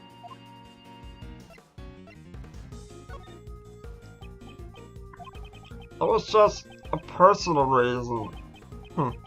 Just like you, I too became a prosecutor for a personal reason. Huh? Is that true? But you're a really successful prosecutor. I'm sure that Pops, the pig chairman, would have been more proud of you than me.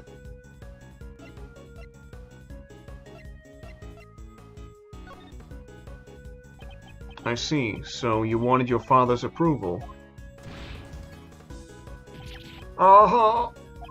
I thought that if I became the best prosecutor, he'd be proud of me. That's why I just wanted to help out Pops as much as I could. Would you happen to be protecting your father? What? I don't have any reason to protect someone like him. What?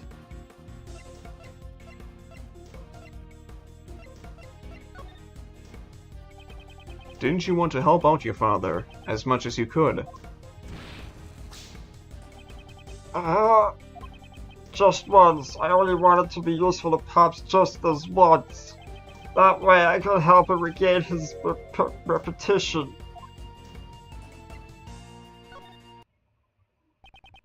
You seem to be mixing up your words again. The word you're looking for is reputation.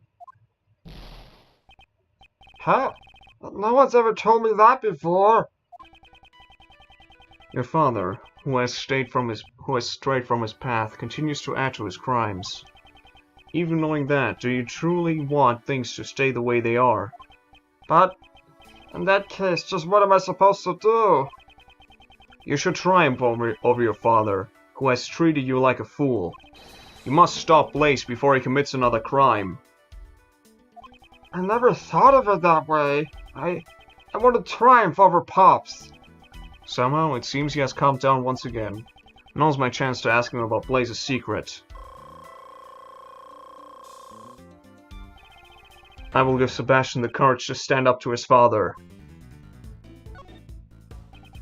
It seems that the evidence regarding Patricia Rowland never made it to trial. It's the duty of a prosecutor to watch over the evidence. Did you take care of it properly? That's not it. Just listen to what I have to say.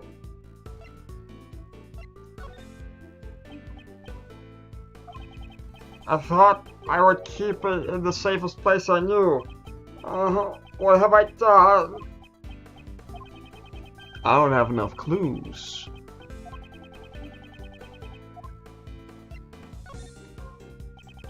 Was there some connection between your father and Patricia Rowland? I'm sorry, I don't really know.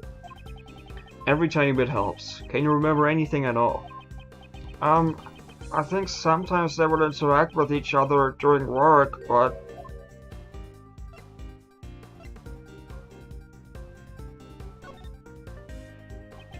But, is there something else on your mind?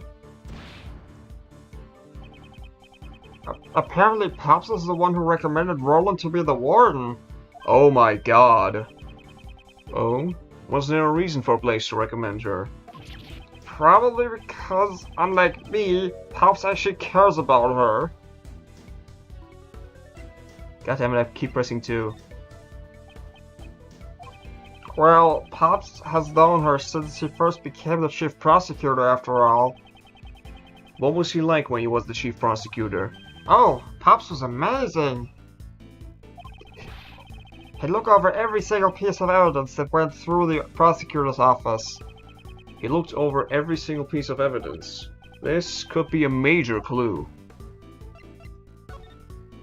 Oh shit! Whoops! Now, why don't you tell me about Blaze's secret? If you continue to protect your father like this, you'll be charged as an accomplice, you know? Oh god, I hope this isn't an instant game over. Hey, don't be so mean, Mr. Edgeworth. I already said I'd tell you. There's no reason to threaten me. Mr. Edgeworth, I hate you! Okay, it's not everything. He's been heavily traumatized. I should refrain from making pointless remarks.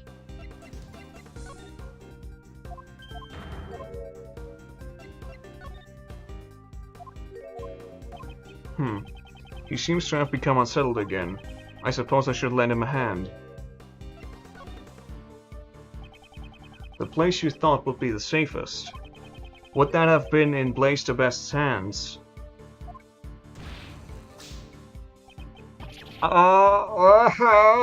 He told me that it would be safer if he took care of the evidence. I'm sorry, but he's betrayed your trust in the worst way possible. Pops, why would he want to hide the evidence?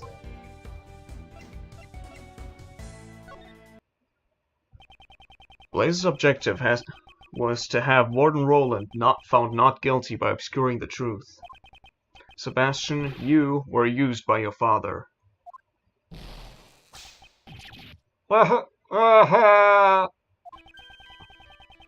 It's possible that Blaze the Best has the evidence with him.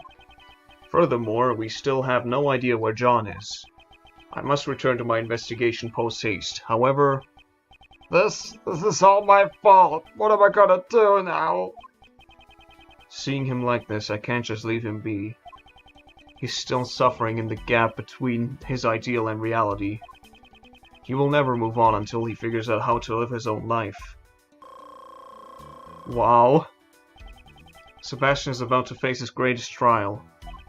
Perhaps this is fate. I shall give him the push forward that he needs.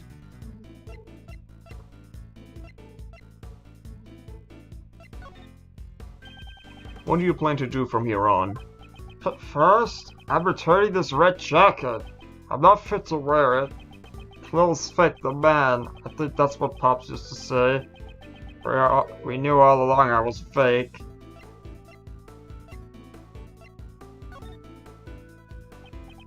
It's not fake. The saying is clothes make the man. You are what you wear. Thank you, Mr. Edgeworth. I've learned something new yet again. Yes. All you have to do now is become a prosecutor who is fit to wear that jacket. Yeah, I'll do my best. That way no one will ever make fun of me again.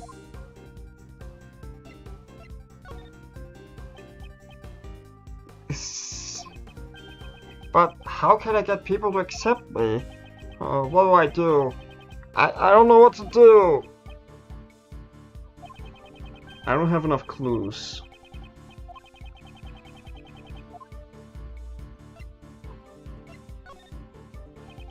Will you continue to ignore the truth just like your father?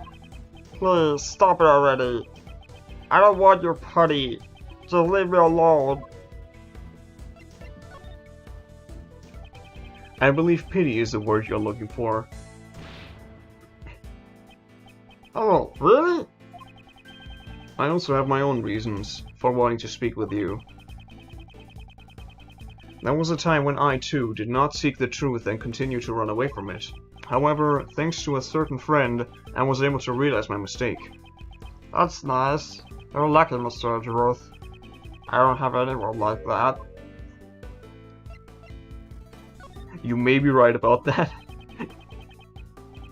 If you have the courage to stand up, I will show you the way. But what? Only if you have the will for it, though. I don't want to be like Pops. So, he wants to surpass his own father. I understand his feelings clearly now. Do you still intend to continue as a prosecutor? I don't really know. It's not like I became a prosecutor on my own. Because of that, do I even have the right to continue being a prosecutor?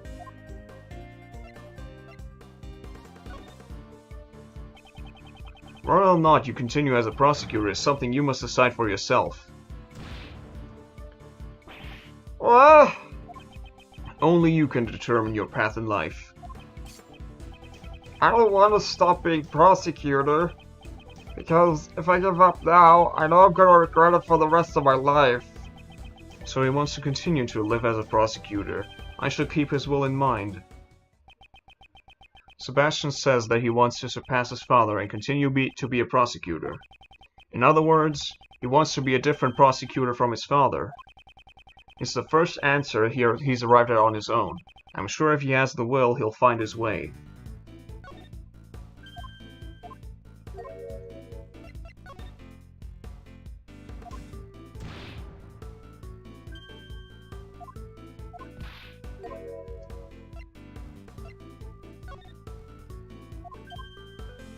Okay, here we go. For goodness sake, don't you remember your own words? Perhaps his own will can show him the way. Oh shit. As a prosecutor, didn't you want to walk a different path from your father? Certainly, the path you have chosen is not an easy one. Nevertheless, you still chose to live as a prosecutor. In that case, it should be clear to you what you need to do. I still question how I live my life to this day, but you, Sebastian, have found your own answer. So believe in yourself, prosecutor the best. He was mistaken for John and kidnapped by Blaze's underlings. And after his father stole his evidence, he lost his confidence as a prosecutor. The emotions he is going through must be more painful than anything I could imagine.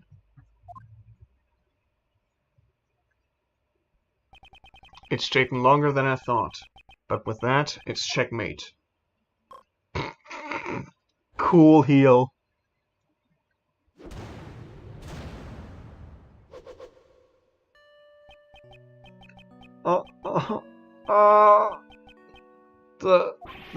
Darn it!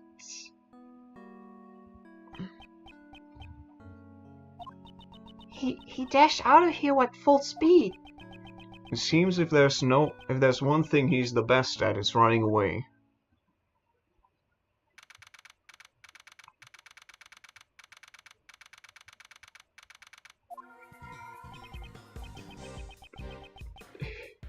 Curses, we're running out of time. We should check in with Mr. Shields. I'd also like to know what the situation is like on their end.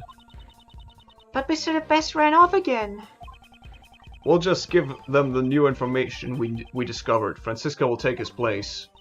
I wonder if that's going to be enough. It can't be helped. Since he ran away, there's nothing more we can do.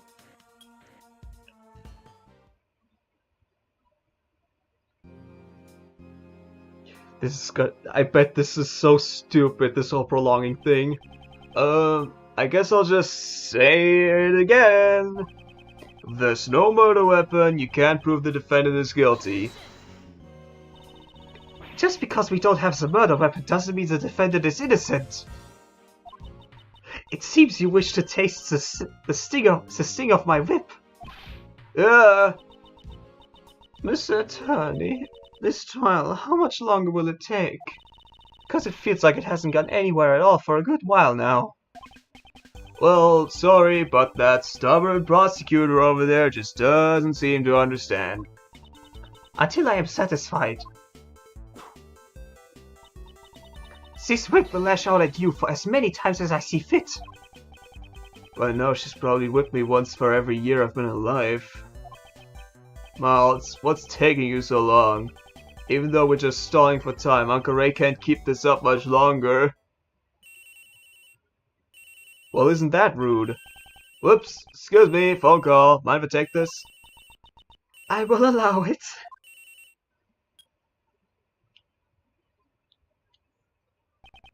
Mr. Shields. Oh, Miles, it's you. How's this going over there? We found Sebastian. Oh, and the knife and chisel? It seems he handed the evidence over to Blaze the Best. It's very likely that Blaze knows the whereabouts of the murder weapon. Ex-Chairman the Best? But why would Blaze... That I don't know yet. However, there may be some hidden connection between Patricia Rowland and Blaze. Gotcha. In that case, I'll use I'll issue...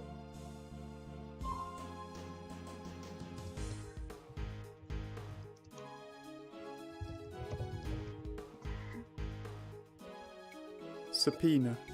a subpoena for Blaze the Best right away.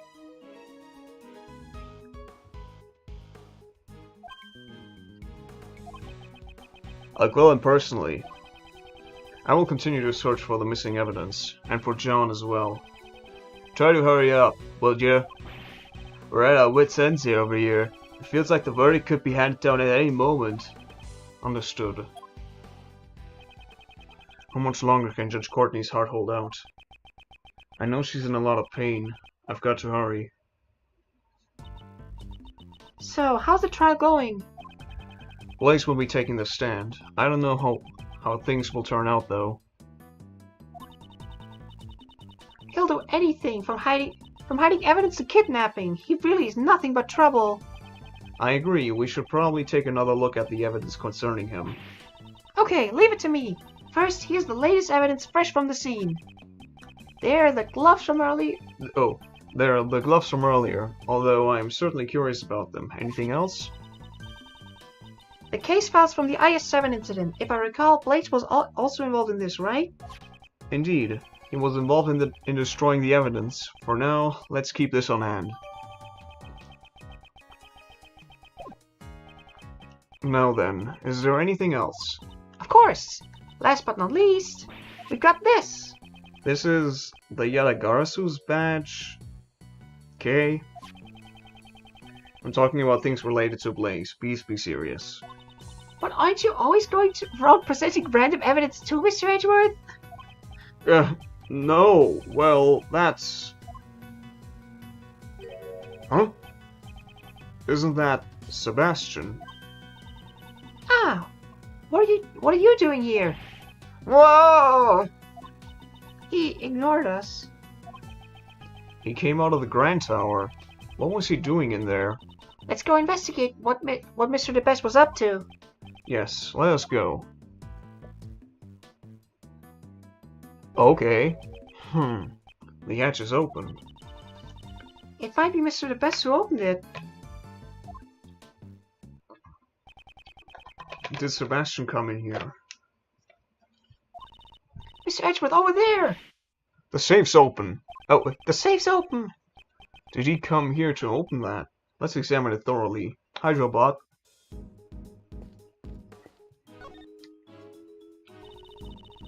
There's something inside the safe. Let's go ahead and have a look. Okay, wait, whoa!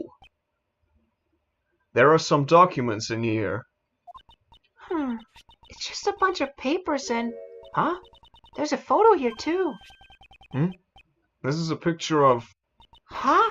That's Mr. Knightley! I forgot if I ever gave him a voice. I mean, probably not, because he died in the second case. Oh, no, wait, that was the third case.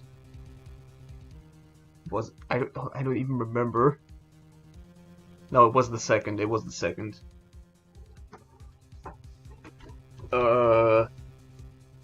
Horace Knightley, the president's bodyguard.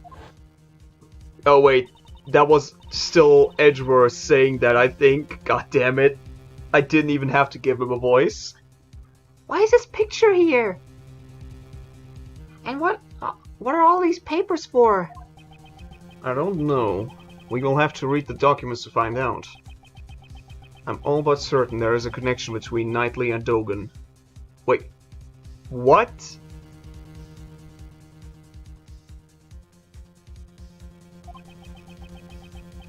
But I mean, when she comes back and all that stuff is completely, she won't know what anything is going on. There is not really a way to do that.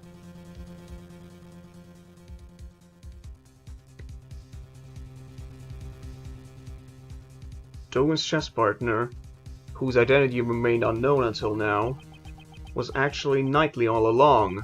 That is proof enough. Tomorrow I shall interrogate him in the warden's office. I'll get him to confess that he's one of Dogen's henchmen. That thing he laid to rest near the flower bed 12 years ago. God damn it, 12 years ago. You simply must retrieve it. This seems to be a report about Knightley. Not to mention it was apparently written before Knightley was killed. Horace Knightley was murdered while he was being interrogated in the warden's office. Judging from the contents, this document was probably written by Patricia Rowland. I knew it! The question, however, is who this report was addressed to. Ah! The owner of this safe is... The conductor, Blaze the Best. So, this proves that Miss Rowland and Blaze are connected! Indeed. However, it's not just the two of them. Huh? Blaze the Best and Patricia Rowland were searching for Dogen's henchmen. Siran Dogen, the dog-loving assassin! This means that there is a hidden connection between the three of them. I wonder what it could be. They're the anti-Yadagarasu. I don't know, but it must be related to this case. Oh boy. Ah, there's some other stuff in here that I remember seeing. Honestly, I'm drawing a blank too.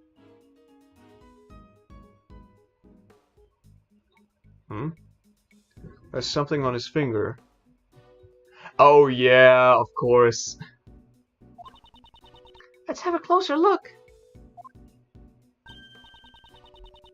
Oh, it looks like an expensive ring. Don't steal it. What?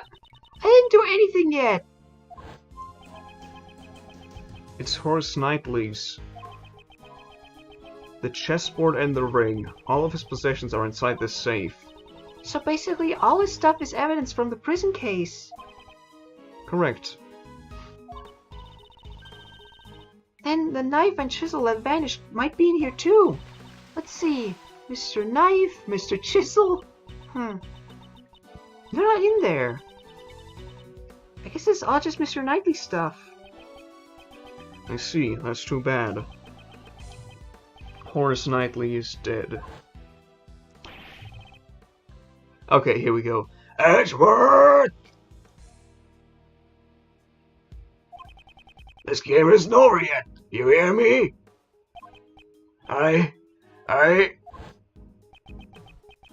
However, the game is not over yet. Unless I can see it through to its end.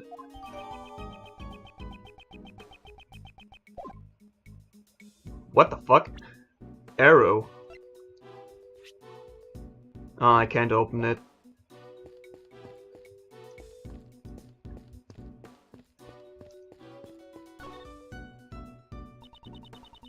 All the evidence from the prison case is here, but the knife and the chisel nowhere to be found. It can't be helped. Let's climb back up to the viewing platform and exit the Grand Tower. It's about time. Climbing ladders is something I never get tired of.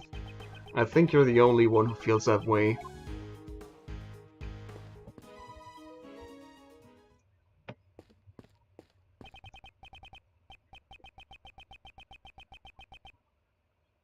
Young lady, good sir, might I interest you in some cotton candy?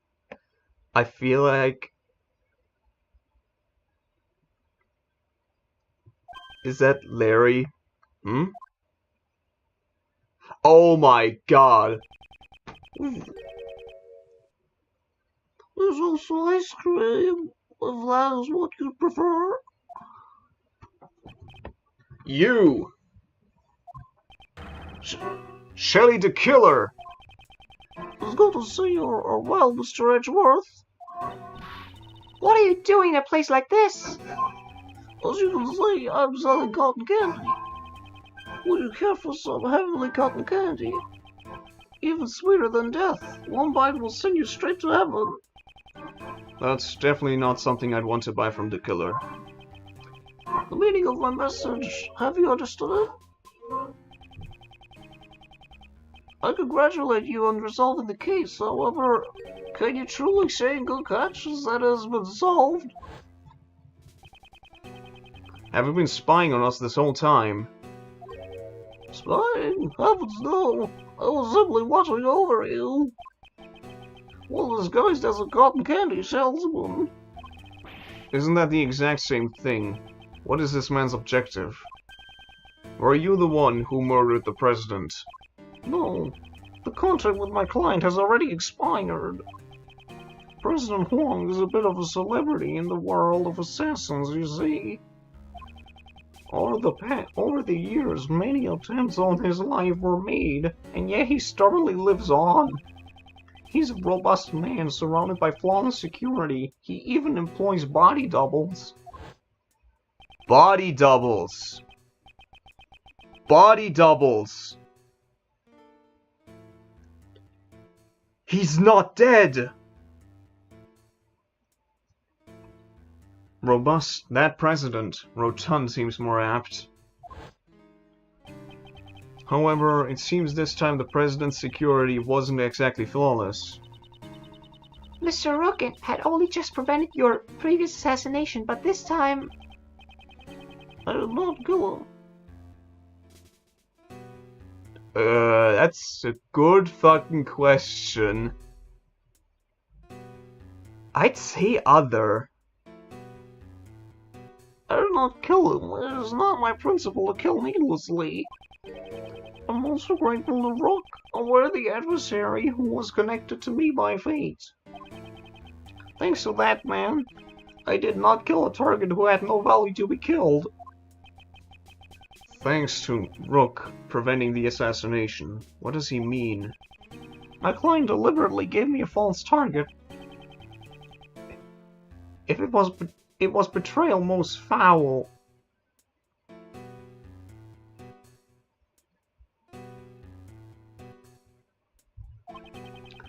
I'm now searching for my client. In all likelihood, it is the same person you are looking for. Is he saying that his client murdered the president?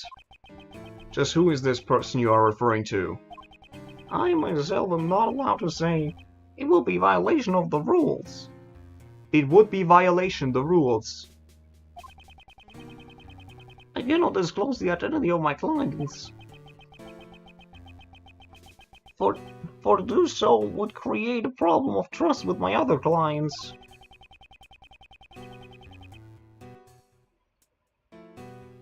This is precisely why I'm personally searching for them myself.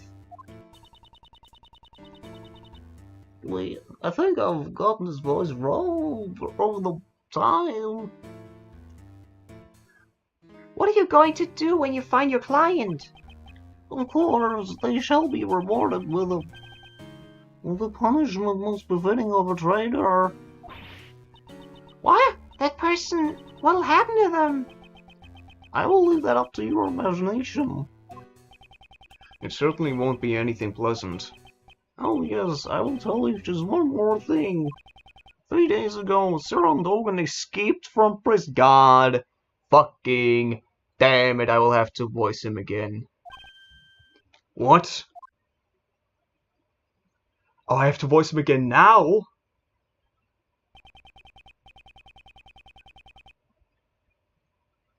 Three nights passed, Dogan's solitary cell was found vacant. It was almost as if he knew I would could pay him a visit. He visited Dogan's cell. Could it be that the person the killer is searching for is... Well, Hold on, if you'll excuse me, I must get going. Let us both do our best in tracking down that person. So, the killer and Dogen, these two assassins. This sound is... Miss Edgeworth, just Courtney's cell phone is ringing. Oh, she has the Mozilla theme as her ringtone. Could it be John?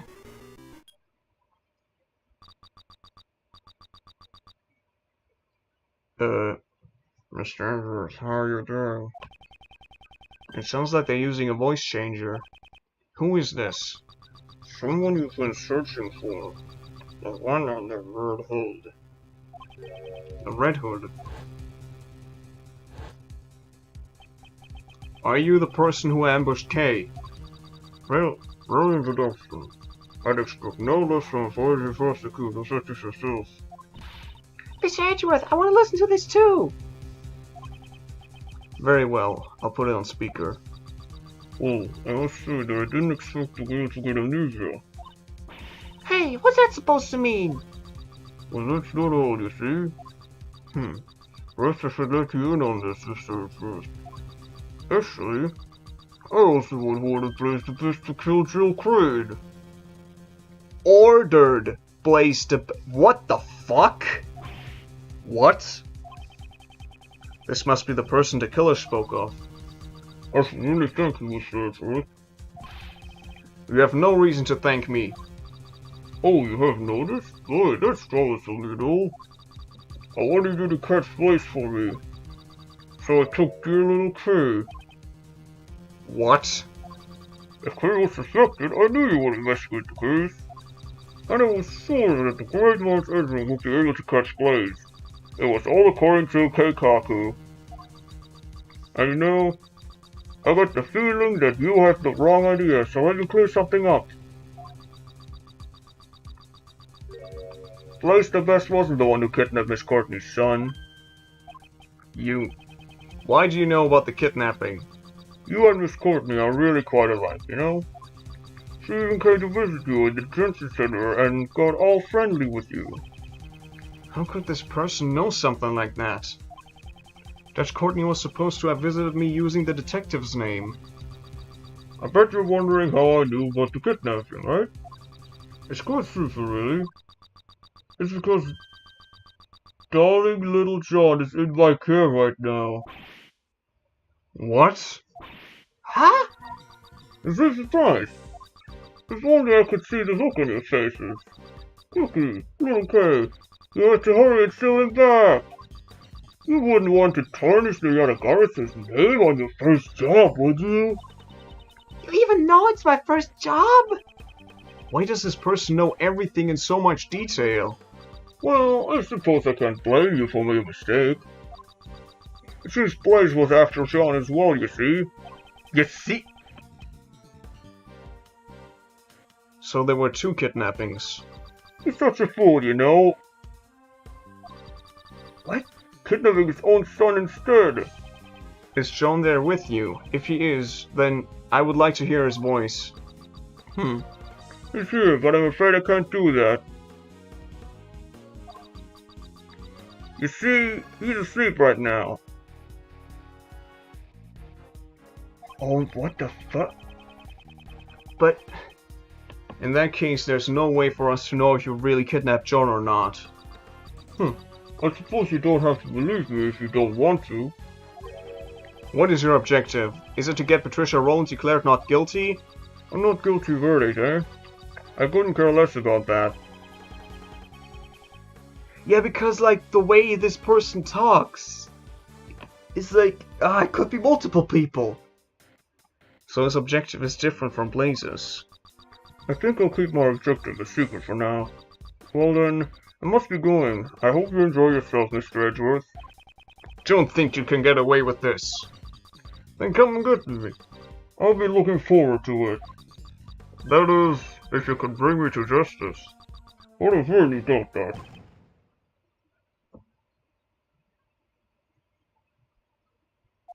What?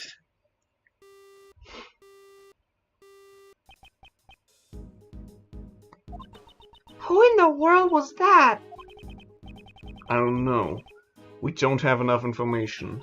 Darn it, we're totally clueless. Meanwhile, they seem to know everything about us. Know everything about us. Okay, you're right. Thinking about it, it is strange. How does the culprit know so much about us? It's so weird. I mean, they even know about the kidnapping. We must figure out how the culprit was able to obtain that information. I must recall, what exactly did that person know? You and Miss Courtney are really quite alike, you know. She even came to visit you in the detention center and got all friendly with you. You wouldn't want to tarnish the Yatagarasu's name in your first job, would you? I didn't actually say the theories. You even know it's my first job? You seem surprised. If only I could see the look on your faces. That's it. By analyzing our conversation with the culprit, I figured it out, Kay. I know the source of this person's information. What? Really? In all likelihood, this person probably...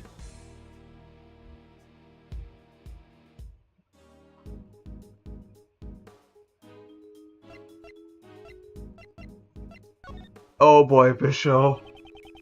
Like, a ton has happened. You'll need to watch the VOD again. I believe it is highly likely that we have been bugged. You could say that.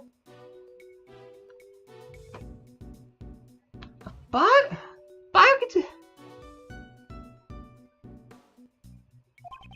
You could say that. If you recall what that person said... You seem surprised. If only I could see the look on your faces. If they couldn't see our faces, that means they weren't taking our pictures or following us. then they must have planted the bug somewhere. Could it be in my stuff? No. That is a definite no. Was there anything they could have had a chance to bug?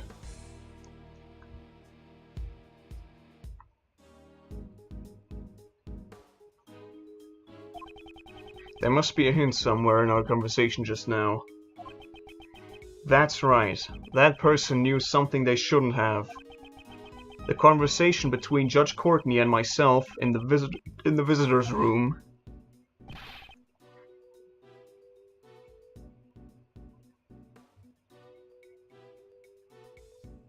Yeah. And also a lot of characters showed up that you'll definitely have to see in the VOD. But they don't seem to be relatively important for now. So we'll just let you have that blindly. At least if they don't show up. And Nicole Swift, the original Nicole Swift, yeah, the reporter from Case 1. Judge Courtney. Hush. Please, have a seat. The only evidence I had with me at the time was... What?!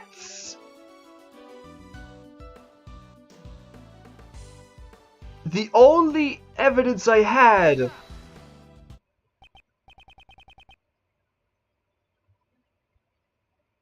Okay. May I see your badge?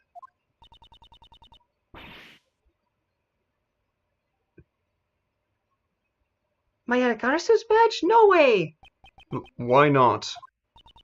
Mr. Edgeworth, just because you became a great thief's assistant, doesn't mean you're ready to wear this badge yet. That's not it. It's very likely that a bug was planted on it. What? In my badge? Let's take a closer look.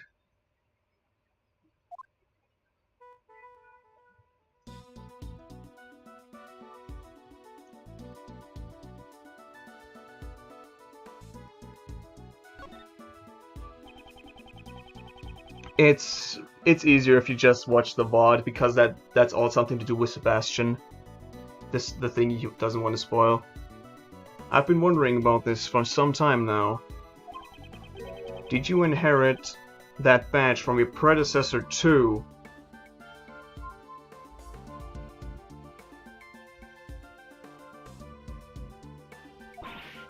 I mean, but you'll be able to watch the VOD later.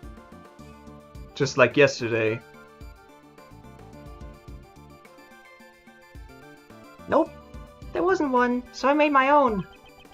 I thought so. It is rather conspicuous. I think you're just about the only thief who'd ever want to wear something like that. Hey, stop making fun of me! What?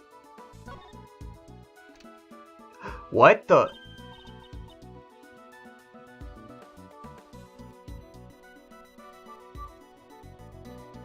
Yeah.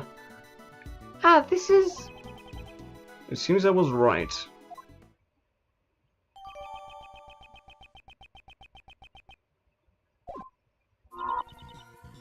How did you know? The person who had been in contact with you. You mean when I was knocked unconscious? Yes. That's why I thought one of your possessions might have been bugged. Wait, what? The person in contact with her? But isn't that the hospital? What?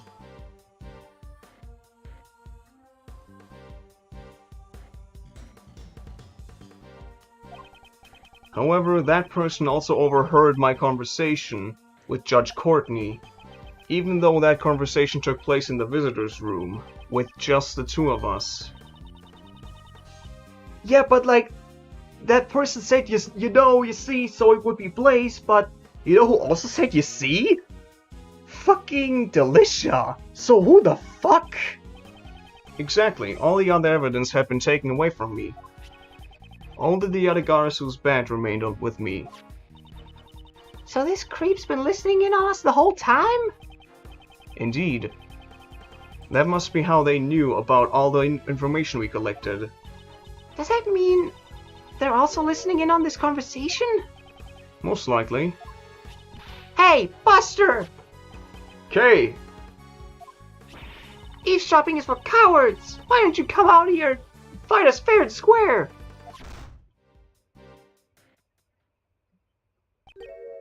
Hmm? What was that sound just now?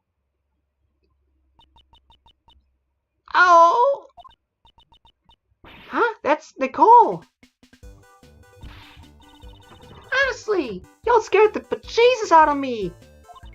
Your voice was so loud there, little missy! I was so surprised I done fell flat on my behind! I'm sorry. I'm sorry. What were you getting so riled up for? You gotta hear this. It really grinds my gears. Yes, yes. Kay. Please just leave it at that. Unless you want to make tomorrow morning's headlines. Ah, that was close. Aw, shucks. Don't be such a stick in the mud. What's wrong with letting a gal open her heart and spill the beans? For now, I'll turn the bug off. So, did you find the kidnappers? Miss Swift, was the boy you saw being kidnapped? This boy in the photo. Huh?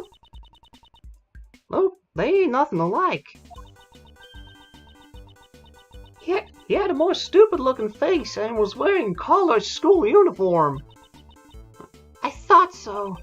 Yet again, we were led astray by this woman's testimony. We will have to conduct our investigation all over again. So we're back where we started. Are there any new leads? Oh jeez, and yeah, we gotta get there. We gotta get this done before 2 p.m. There's only 20 minutes left until 2 o'clock. Will we be able to make it in time? Miss Edgeworth, what about that phone call just now? Wasn't there a strange sound at the end? A strange sound. Don't think you can get away with this. then come and get me. I'll be looking forward to it. That is, if you can bring me to justice. But I highly doubt that. Now that you mention it, it sounded like an explosion.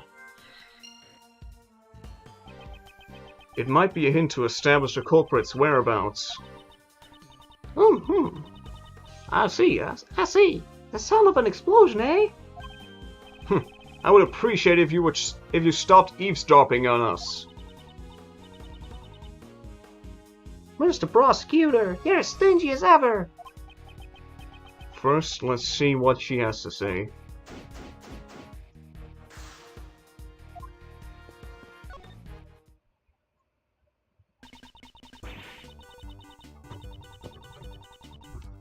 All my hard work's helped move the case forward. I reckon it's all a good day's work.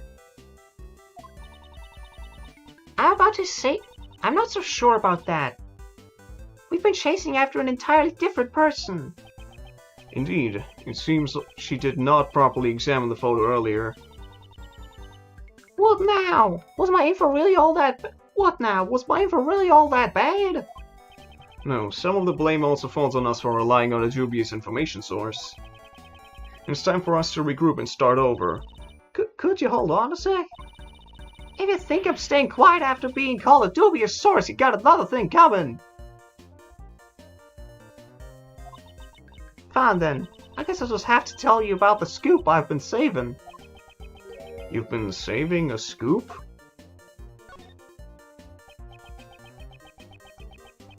Although I'm not expecting much, let's hear it. What is this scoop of yours? It's Mozilla! I have decisive evidence that the mighty Mozilla exists. Okay, let's go, Kay. Hold up! I'm being serious! Y'all might not believe it, but it's true! We don't have much time, but I guess there's no other way. Would this decisive evidence of yours be something you recorded on that tape recorder? That's me stretch for you. You're good at figuring things out, aren't you? It's the sound of Mozilla spewing out fire. This place nearly became a sea of flames. If you say so. Don't make that face. If you think I'm lying, then have a listen for yourself. Ready? Here comes the flame.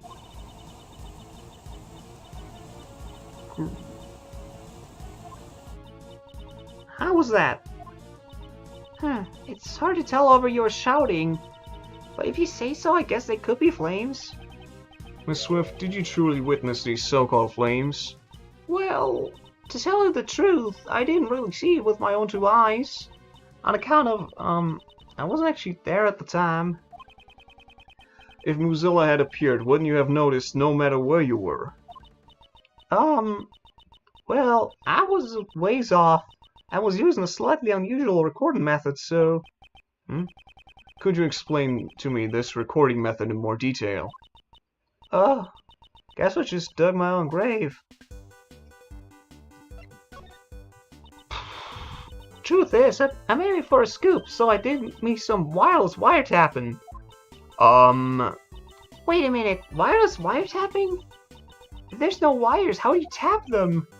Kay, please don't concern yourself with the semantics. She was simply intercepting wireless communications and listening in without permission. I've been spending the last few days scoping out the Grand Tower with my mentor.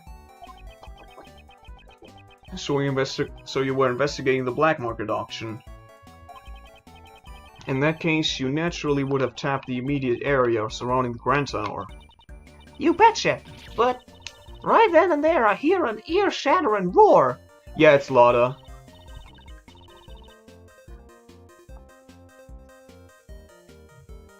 Finally, Mozilla appears. My heart is pounding. I feel him drawing near.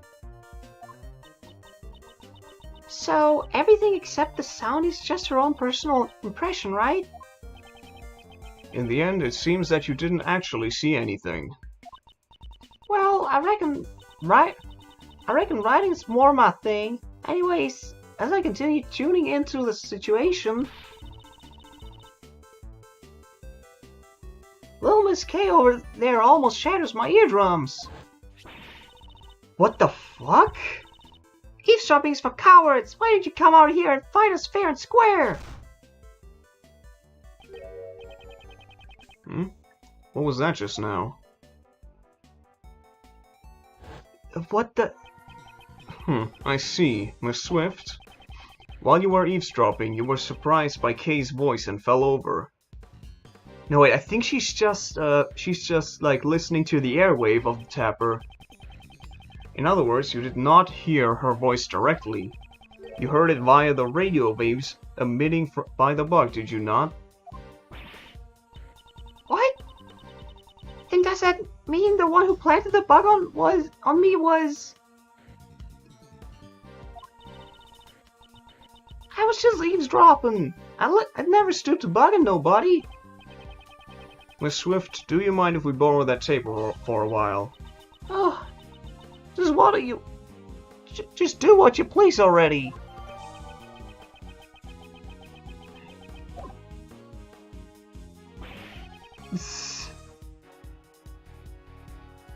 Mr. Edgeworth, okay, who is that?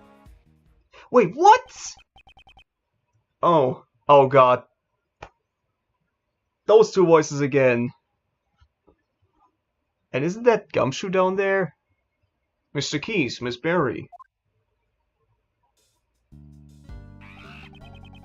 Did you find him? Not yet. Just where could John be? John? No, it's nothing. Don't worry about it. They don't know anything about the kidnapping. Regarding Sebastian, we found him not too long ago. Really? That's great! Thank you so much! Shut up, Neo! Shut up! Now I won't be arrested again!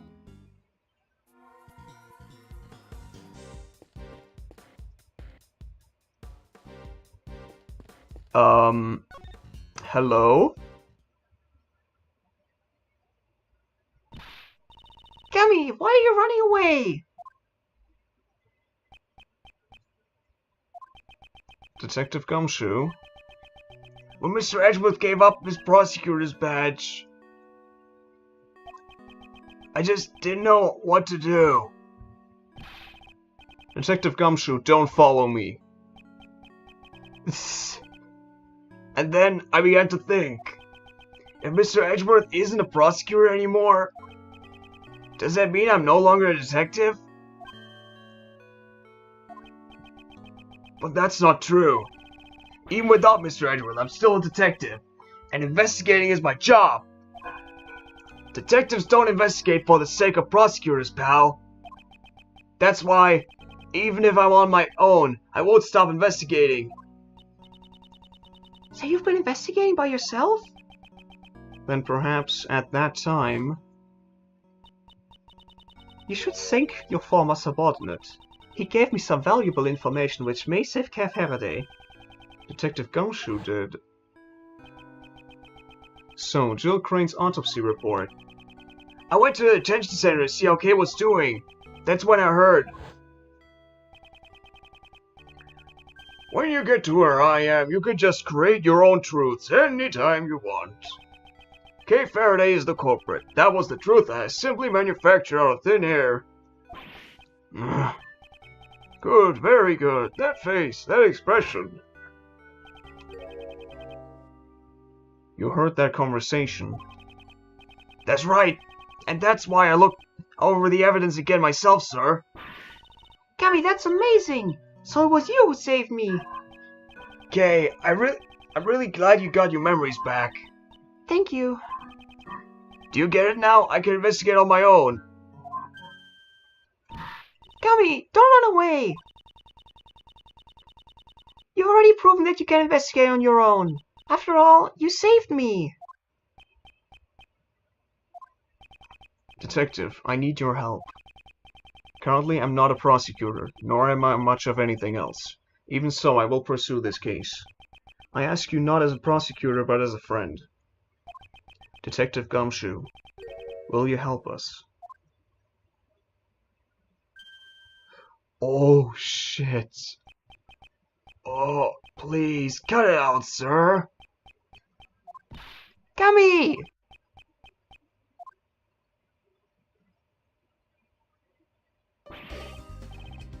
Okay, I get it, pal.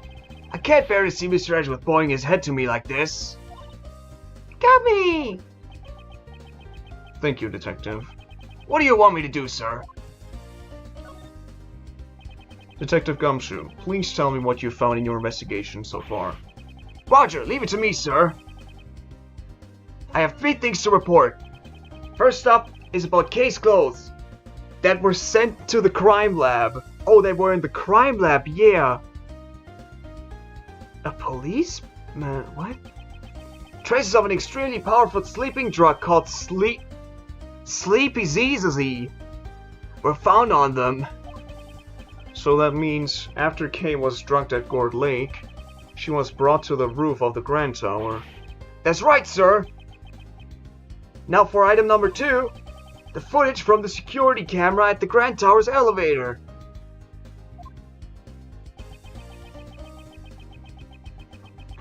The footage that captured President Huang and Judge Courtney going up to the roof. The elevator is generally the only way to get to the rooftop.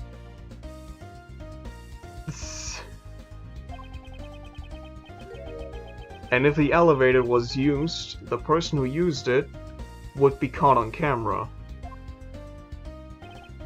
Exactly! In other words, if you look over the footage from a couple of days ago, you should be able to see an unconscious Kay being carried up to the roof. And Gummy, does that mean you... I checked out all the footage from before the incident 2 days ago and fast forward. I see. And the results? Well, actually, nothing came up, sir. Kay never showed up on the tape at all. Okay, so they went through the pic. So whoever did it must have had access to the pic. Okay. That was unexpected. I guess it won't be so easy.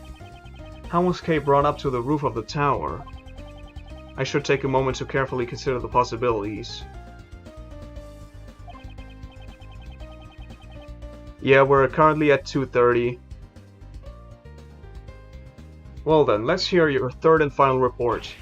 Yes, sir! Last but not least, the most important thing to report. I'm so happy to be able to investigate with you again, Mr. Edgeworth. I'm going to give it my all to arrest the culprit. That is all, sir.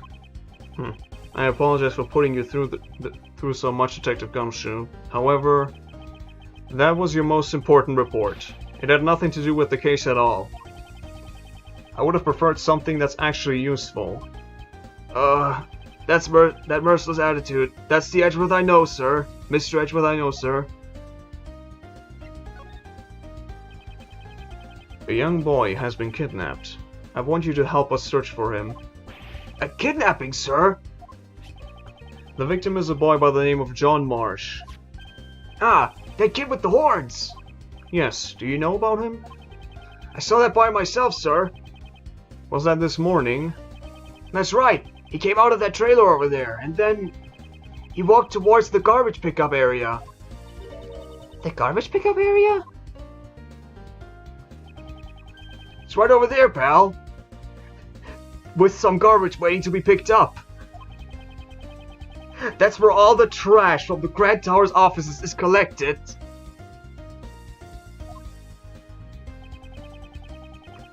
I don't know what happened after that, since I left the place around then.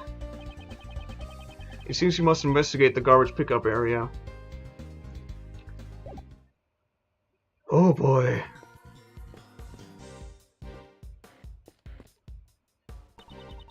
Gummy said John headed towards the garbage pickup area. Indeed. There might be some traces of him left behind. I won't rest until I've suspected every blah blah blah. Some traces. God damn it. This milk carton is... It's the one John was drinking out of. There's no mistake. Something must have happened to John here.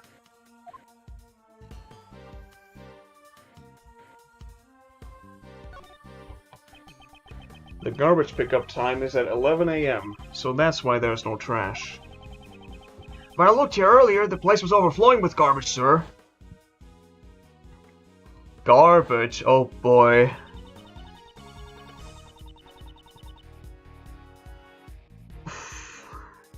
Looks like today's the day when bulk waste is collected during the garbage pickup. Wait. Was he in the... But that was the other box. Oh my god. There really was a lot of bulky items placed here, pal.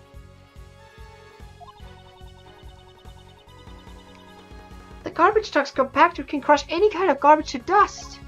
No, it seems in the case of bulk waste, it is transported as is without being crushed. Huh? What do you know about how bulk waste is disposed of, Mr. Edgeworth? Maybe Mr. Shields, in order to accomplish his Mr. Edgeworth acquisition plan, sent him something like a moving process instructional brochure.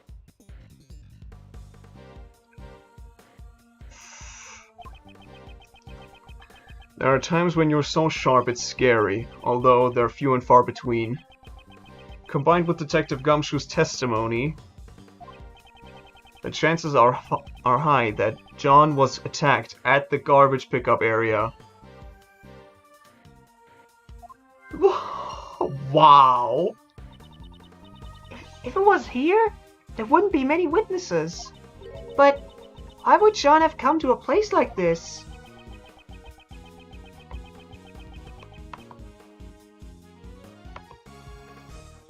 It would be natural to think that he came here to throw something away. We have no way of knowing since the garbage truck has already collected everything. Looks like the garbage pickup area is locked. It's probably to prevent people from outside the Grand Tower from disposing of their trash here. Okay, let's look at logic.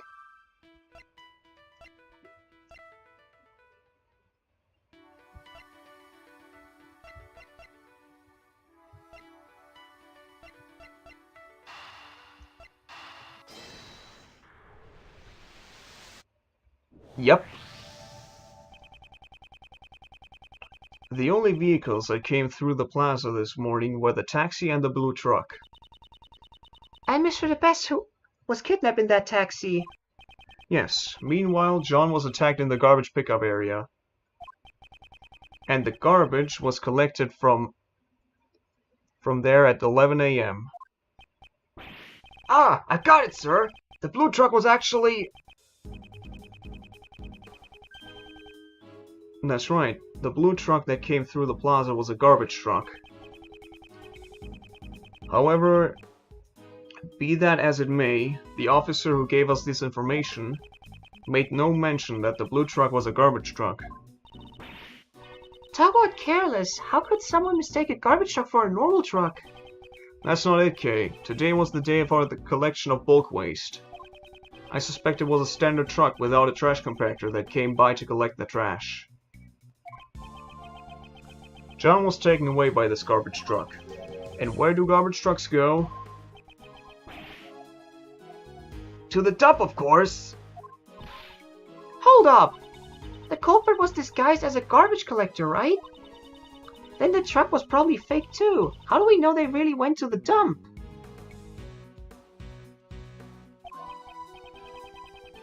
No, the garbage truck should have been real.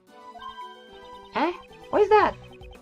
That will be made clear if you simply take a look at the garbage pickup area. This shows that the garbage truck John was kidnapped in was real. This? There's something important there. Okay, yeah, I was wrong.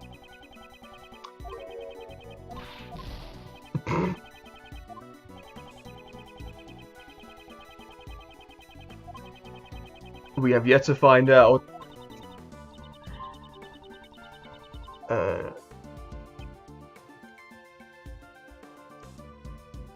Because it's locked? Or because of the okay, yeah. The garbage pickup area is locked. Ah, only a real garbage collector could have unlocked it to collect the trash. Precisely. We should assume that a genuine garbage truck was used. No, it's not. For example, the kidnapper could have put John into a large cardboard box. If the box was mixed in with the rest of the bulk waste, the garbage collector would have carried John away without even knowing it. exactly, the culprit would then lie in wait at the garbage dump. And if they said, I threw it away by mistake, the box would be returned to them. Any garbage dumps nearby? Cool, we have 2 of them, god damn it. Let's see. Ah, there's 2 of them! So, which garbage dump was he taken to? Could there be a hint in any of the information I hold? Jesus.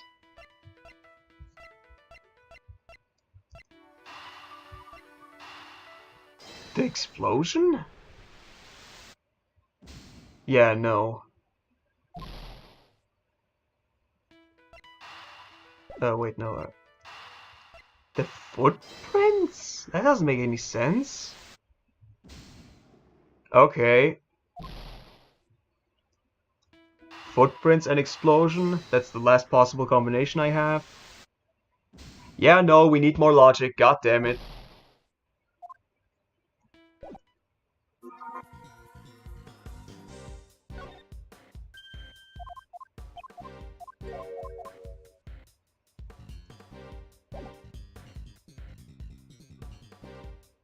Do I actually have to talk to these guys? I suspected Mr. Edgeworth. How did you find him? Naturally, it was all thanks to his powers of logic and reasoning. This actually it was just a coincidence.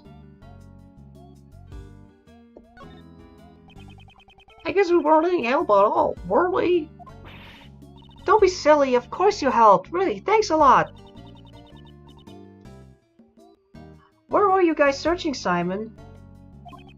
It was a bit far off, but we searched around the Sunshine Coliseum. That's still a terrible way to spell Coliseum. Okay.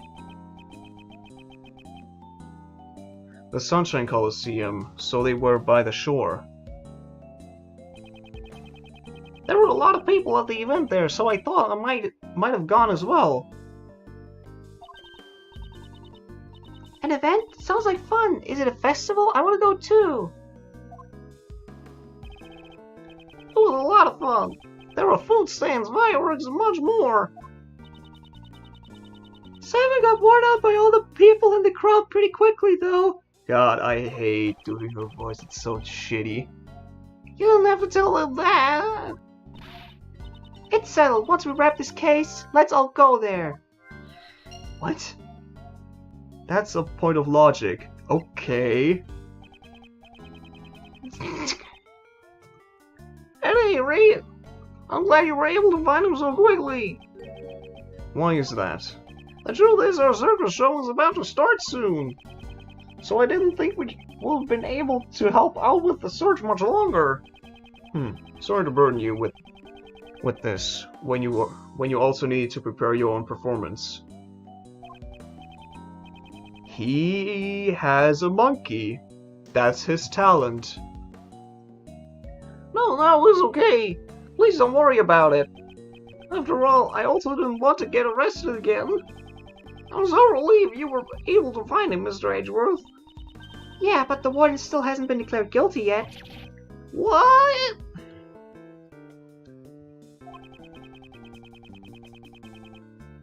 So you're saying that there's still a chance I might be arrested? No, wait.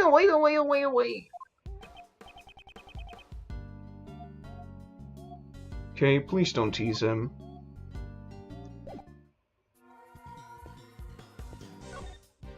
Oh god, I actually have to... Even though Rashina also searched with her friends. Oh, we were beaten to the punch.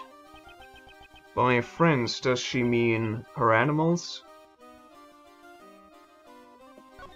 Oh boy. If I recall correctly, wasn't the Very Big Circus supposed to have a performance today? Yep, That's right. We've all been practicing a lot for this upcoming performance. Will Simon also be performing? Of course. He's been practicing really hard, even though he keeps saying no way, no way. He even rode in a balloon and did lots of advertising for us. So, Mr. Edgeworth, you should also come by and see Simon's heroics. Very well. That is, if we're able to successfully solve this case. It sounded like you were saying you used animals in your search. Yep. I thought we would be able to find him if I used Regent and Astique, but...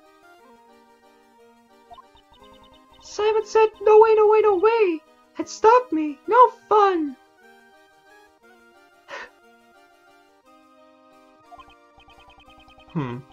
If Simon hadn't been there, there would probably be a mass panic right about now. Simon, why did you stop her? It would have made the city more fun, like the circus. Hey, Mr. Edgeworth, please forgive me. Why is he apologizing to me? I haven't said anything. Well, that was useless.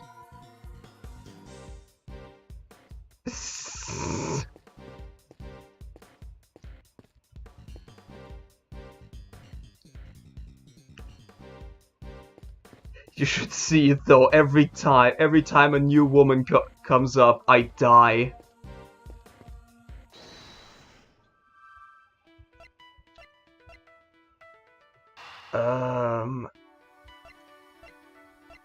This? Nope. Then maybe the explosion.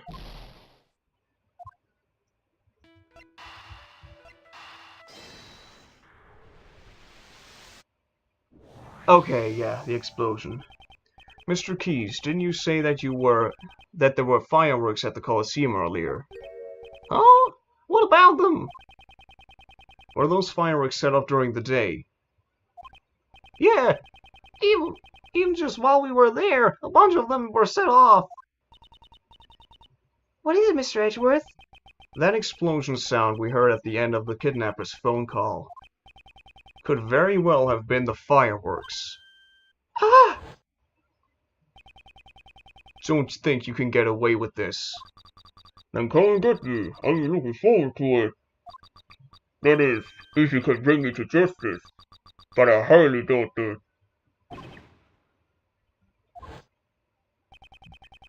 For the sound to have been picked up by the phone, it must have been fairly loud. So that means the culprit was near the Colosseum.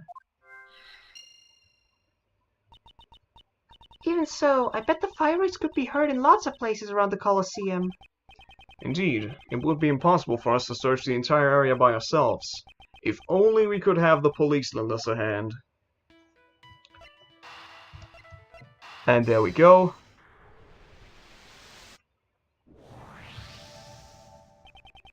Based on the explosion sound we heard from the kidnapper's phone, we know that John is being confined someplace in the vicinity of the Colosseum.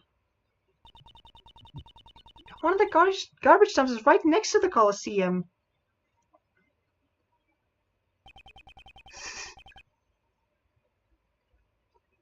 John was almost certainly taken there. In which case, the place he is being confined to must also be somewhere close by. Detective Gumshoe? Yes, sir! Could I ask you to search the area around this garbage dump? You don't have to ask me like we're strangers, sir. It feels so distant. Please just order me around like you normally do. Are you sure, Detective? Right now I'm not a prosecutor. Didn't I tell you, sir? Detectives don't just investigate for the sake of prosecutors. You have my thanks, Detective. Oh boy. And still full heal. Mr. Edgeworth, look! It's almost time! Oh, Jesus! Yes, it would be best if we hurry. They should also be at their limit. Detective Gumshoe, I'm counting on you. Leave it to me, sir. This may be an unofficial investigation, but I'll I'll call in all of my pals from the station to help. I'll help too. Stealing John back is my job after all. I will be returning to the courtroom. I might be able to draw on some more time. Okay, well then. Even in the depths of night. The clock just struck 2. We have to hurry. It just struck 2. Look at the time. Yup, I knew this was gonna happen. Holy shit. Yes, sir. Ah, my introduction. When no other bird dares to take flight. 2:16 p.m. That was a long time. Oh yeah, he's here now. Well, if it isn't former prosecutor Edgeworth. Blames the best. Witness, face forward. We're not done talking yet. Like I said, you see, why exactly would I have needed to help that person out, Your Honor? You know, it's a crying shame. Having a beautiful woman declared guilty, honestly, it brings tears to my eyes. But you see, there's no reason for me to go out of my way to hide evidence just to save her. So he got a new wig in this time frame, because the old one burned up. However, we still have the testimony of your son prosecuted the best.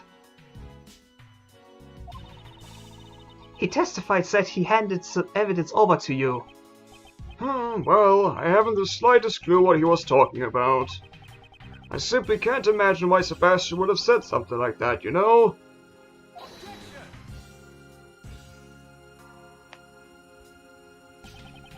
What if there's evidence that shows your connection with Warden Roland?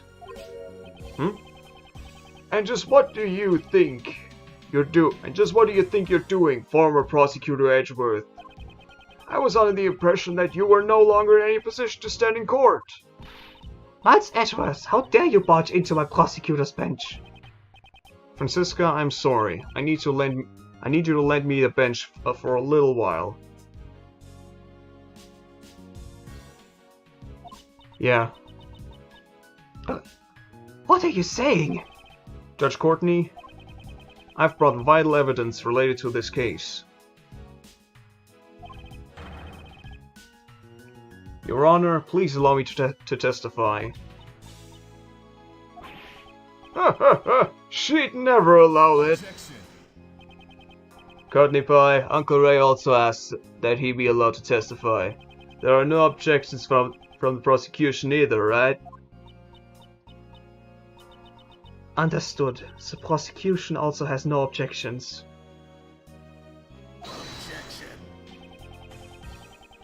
Fucking Christ, that is still so loud. There's no way you can know something like this, you know? Such high-handed methods. Surely are enough to warrant being held in contempt of court, wouldn't you say, Courtney? As long as John is still in danger. Judge Courtney cannot rule against the warden. I must convey to her somehow that the search for her son is progressing. Judge Courtney, I ask that you have faith in me and my assistant. Now that you mention it, where exactly is she? She is currently out searching for the most important piece of evidence. It was a waste of time. There's no such evidence. Are you stalling for time? How disgraceful. Most important piece of evidence, huh? Courtney Pie. I don't really know what that evidence is, but I think we should have faith in her. After all, even if she may not look like it, she's still the great thief Yadagarasu. Somehow, it seems that Mr. Shields understands. Judge Courtney, we've already determined the general location of that evidence. It's only a matter of time before she steals the evidence back.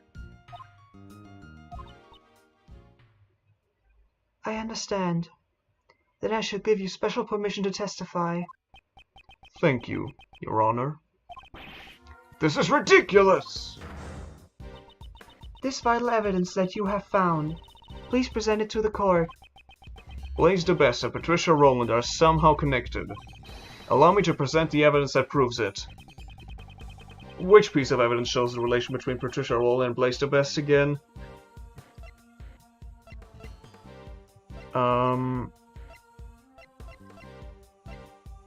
That was that. This document contains a detailed report regarding the interrogation of a certain man. A certain man? That man being the late Horace Knightley. And the one who interrogated him was the defendant in this trial, Patricia Rowland. So that means that was the interrogation where... That's right. Patricia Rowland murdered Knightley in the aftermath of the interrogation. And that very interrogation has been recorded in this written report. That definitely sounds like vital evidence. Miles Edgeworth, just now you referred to that document as a written report. Now, just who in the world was that report written for? I thought you might ask that, Francesca. And that's precisely what is most important about this report. We found this document inside the safe in the storeroom on the 51st floor of the Grand Tower. The 51st floor? The storeroom for the black market auction? Indeed. And the conductor of the auction was you, Blaise the Best. You received a report about the victim from Warden Rowland, goddammit. In the face of this evidence, can you still say you have no connection to this case? In regards to that, I refuse to answer. What? It is yet to be proven in court that I was the conductor of the black market auction. Have you already forgotten the events of this morning? I believe I had already proven it back then, did I not? I will not deny that I was bested by you. However, that was at the crime scene. Who knows if the results will be the same in court? An acquittal is still possible, you see? Until it's been proven in court that I am the conductor of the black market auctions, you can't prove that document was addressed to me. Your logic is twisted.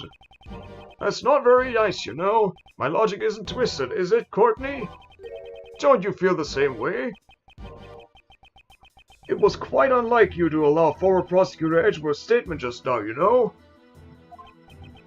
It saddens me, you see, that you would fail to uphold the law as the judge showed.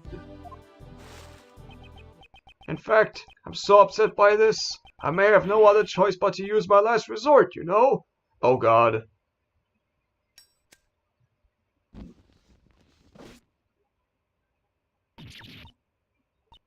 It is as you say. Something that has not been proven in court does not merit any deliberation.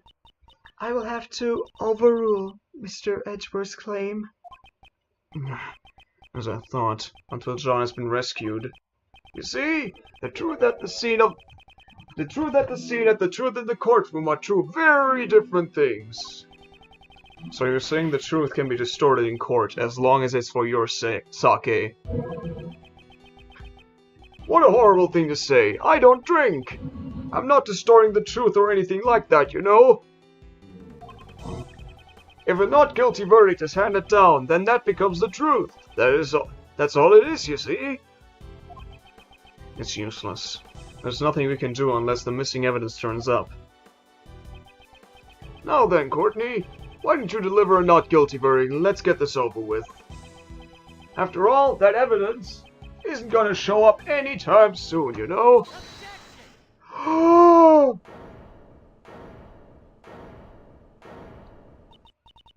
Who raised an objection just now?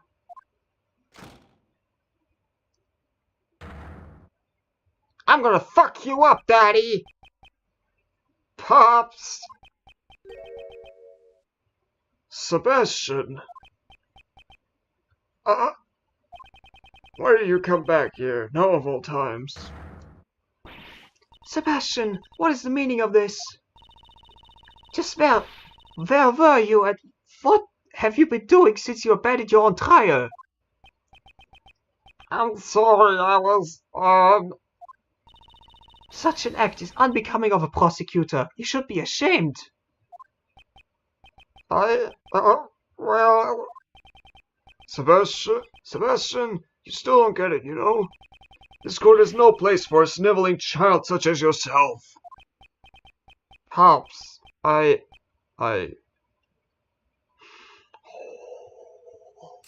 that's right. I've come to present new evidence, Your Honor. So please, let me take my place back on the prosecutor's bench. Sebastian, I didn't think you would come back. Ha ha ha ha! What's all this now, Sebastian? You don't seem at all like your normal self. Pops. Come now. What's the matter? You want Daddy to play with you? Is that it? Well then, why don't we just head on back home? Return to the witness stand. What's wrong? You're shaking like a leaf. Your Honor, the prosecutor officially in charge of this case has just arrived with new evidence. The trial is still in session. In light of this, shouldn't we continue with the proceedings? Naturally, the defense has no objections, Your Honor. I'm sure the defense attorney originally in charge would say the same. The prosecution has no objections either, Your Honor. Continue with the proceedings? That won't be necessary. Isn't that right, Courtney? Blaze still believes that he was the one who kidnapped John. As long as John still hasn't been found, Judge Courtney will remain bound by Blaze, and nothing else will change that.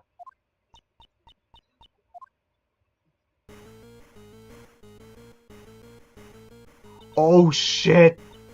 That sound is... Her cell phone. My phone as well. Uncle Ray's phone is also... Mr. Edgeworth! Mr. Shields! Yes!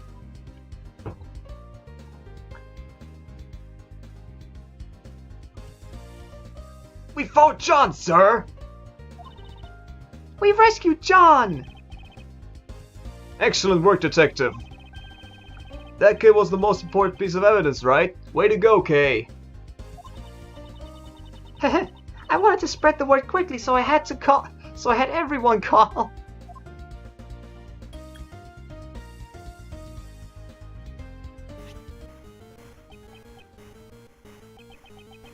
Judge Courtney, it's for you.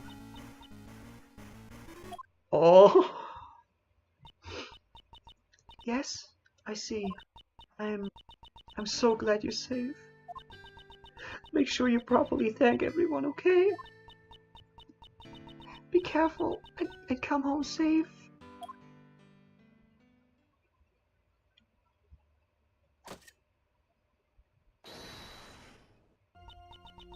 Let us resume the proceedings.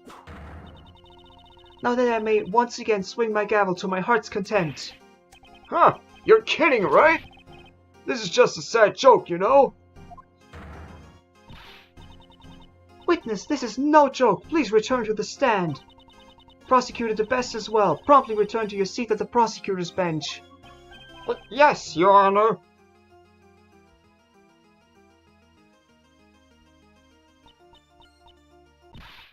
Sebastian the best. Yes, Miss von Kammer? I leave the rest to you. Huh? Going up against your own father, it won't be easy. I shall observe how things pan out. From the gallery.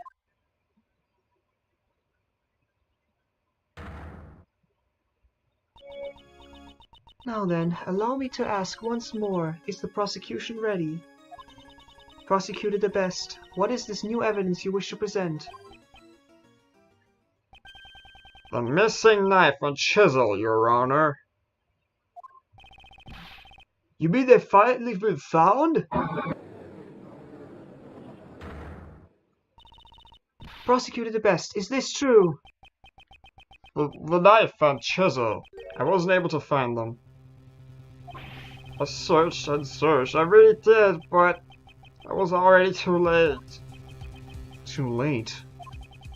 What do you mean? I remembered this morning when I passed my Pops in the garage at home. He was holding something wrapped in a newspaper. Pops, where are you going? Oh, Sebastian, just taking out some trash. At that moment I heard it. The faint sound of a bell. Could that sound have been by any chance the bell attached to Dogen's chisel? In other words, you're saying that the witness threw away the evidence. I searched for it, but I didn't make it in time. I'm sorry. Where exactly... Wait, that's Ray, not Edgeworth. Where exactly did you search for it? The garbage dump. Oh my god! I went to the garbage dump and searched everywhere. I thought the evidence Pops threw away had to be there. Isn't that Sebastian? What are you doing here? Whoa! He ignored us. So at that time he had gone to the garbage dump. But, this was all I could find. It smells rather peculiar. Now that you mention it, there's kind of a funky smell coming from you as well. What do you expect? I was digging through garbage. And what of the knife? I think it's buried somewhere in that giant mountain of trash. But I couldn't find it by myself. I understand. I shall accept this into evidence. Well done, Sebastian. You never betray my expectations, you know.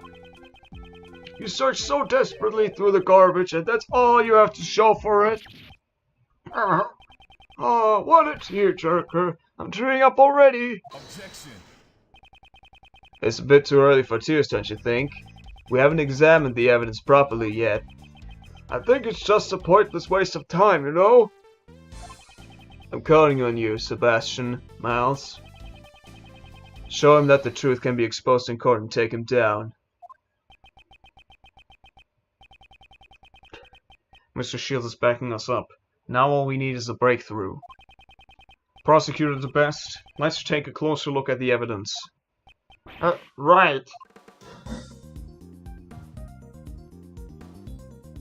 What the fuck is this?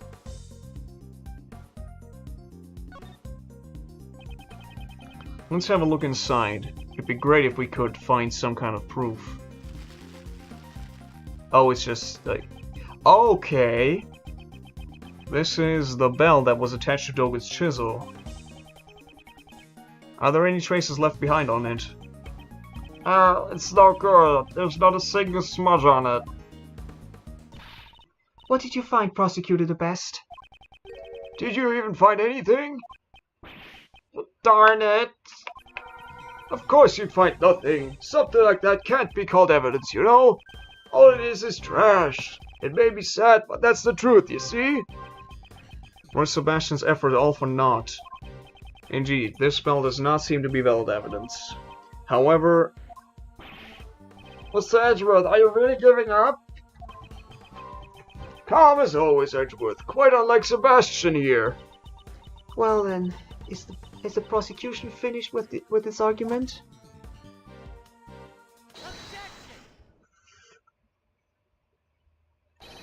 Justine, not yet. We're not through yet.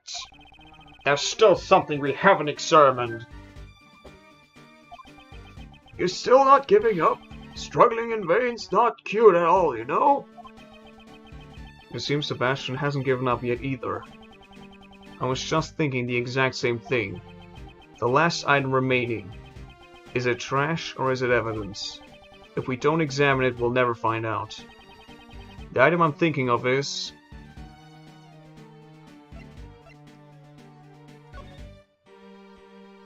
Whoa! We're still not done examining the newspaper that the file was wrapped in. It seems that Sebastian has the same idea as I do. Wow, this is just wonderful, you know? So wonderful it's to cry for. Is it desperation or simply reckless abandon? Are you really going to pin all your hopes on a worthless scrap of newspaper?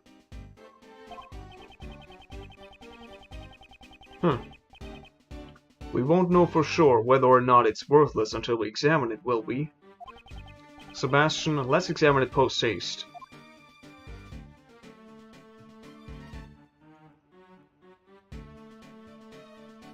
Oh my god! Is this a handprint?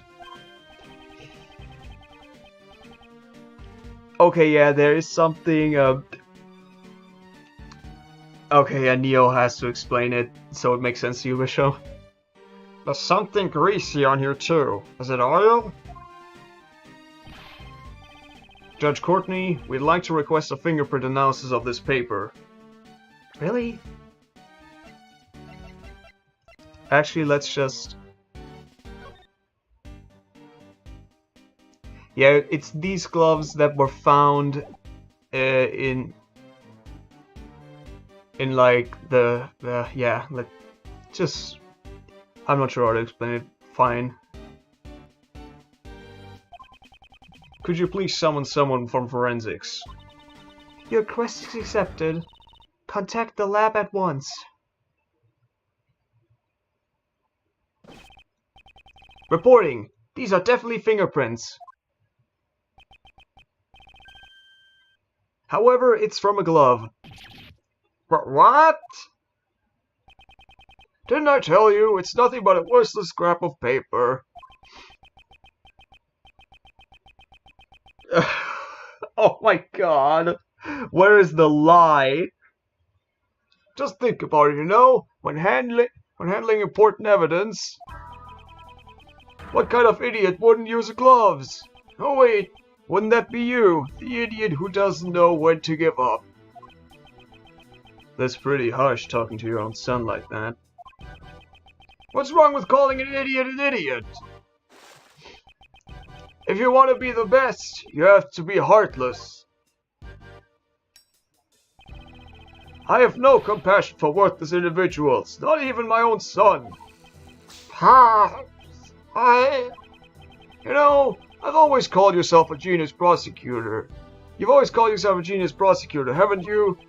Didn't I explain to you this morning why you were a genius up until now? That's right. It was all because of me. Because of my authority. You were always being protected by people like Courtney and me. Now, get that stinking face of yours out of my sight. stinking. You know, now that I think about it, that stench might just suit you perfectly. Just keep it away from my nose, or my eyes will start watering. Wrong. You're wrong, Pops. Sebastian, what are you talking about? You're the one who stinks, Pops. It's you, not me. What? You haven't noticed, have you? You smell, Pops. So much that you can't even hide it. Mr. Edgeworth, try smelling the handprint on the newspaper. The smell? It smells like oil. I know something that smells just like it. Come to think of it, back then, it smells like motor oil. Maintaining that motorcycle must be Blaze's hobby. That's right. The smell proves it. It proves that the culprit who hid the evidence was... It's no good. I guess I can't become the best after all. What? I'm too soft. I could never be so heartless. I just can't break out my father with my own hands. Prosecutor the best. Summon your courage. Become a different prosecutor from your father. Wasn't that what you decided? We're prosecutors, and as prosecutors we stand in the courtroom. In that case, isn't it our duty to shed light on the truth? Exposing crimes and bringing criminals to justice, even if the criminal is your own father. That is your duty as a prosecutor. Didn't I promise you that if you have the courage to stand up, I will show you the way? And if you cannot do it alone, then we shall do it together. Thank you, Mr. Edgeworth. Allow me to present the evidence that connects this handprint with my father!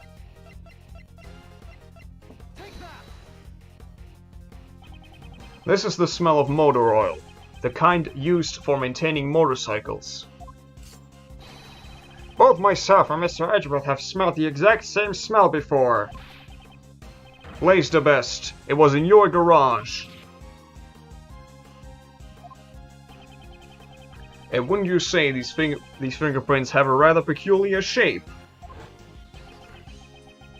The 5 letters that spell out death is exactly the same as your own gloves.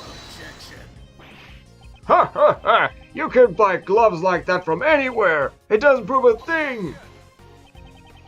Is that really the case? That's not the only thing that these two pieces of evidence have in common.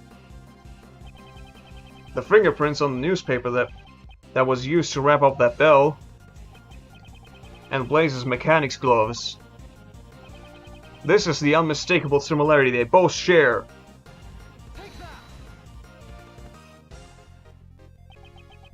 If you examine the imprint left by the letter A, you'll see that it's unmistakably from this glove. What? Yes, you did. And that's what we're not spoiling for you. And that's not all. There is one more item we must take note of, namely these dirt stains. Yes, it is clipped, but yeah, just check it out later. I suggest we do a comparative analysis of the dirt stains from the newspaper and the glove. If the contents match up, then it will prove to be decisive evidence. Well, the funny part was clipped. Bailiff, please have these dirt samples sent to forensics for analysis immediately. Edgeworth! Sebastian! You lowly prosecutors! Do you have any idea who I am? Pops, you can't run away anymore. It's been proven in court that you concealed the evidence. And that you tried to cover for the defendant. You're saying that I'm guilty? That I'll be sent to prison? Me? Blaze the best? Couple of snot-nosed punks have got to make me disappear? There must be some mistake. Be a man and admit your crimes. Do you really think you can survive if I'm not around? I'll be fine now. I thought I wanted to become the best prosecutor, so I could get your approval, Pops. But when I was kidnapped by your men and stuck in that dark room, I started thinking, I am truly powerless. I despaired and averted my eyes from the truth, but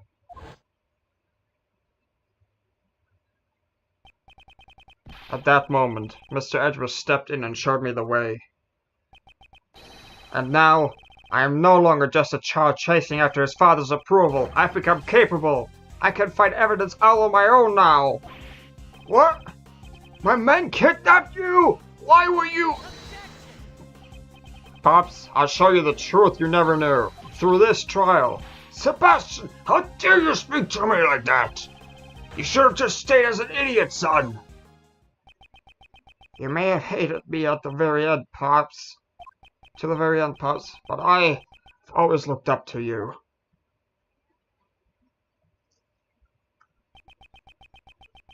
Thank you for everything up until now, and goodbye. You? Since when did you? All you've ever been able to do was depend on me! Sebastian!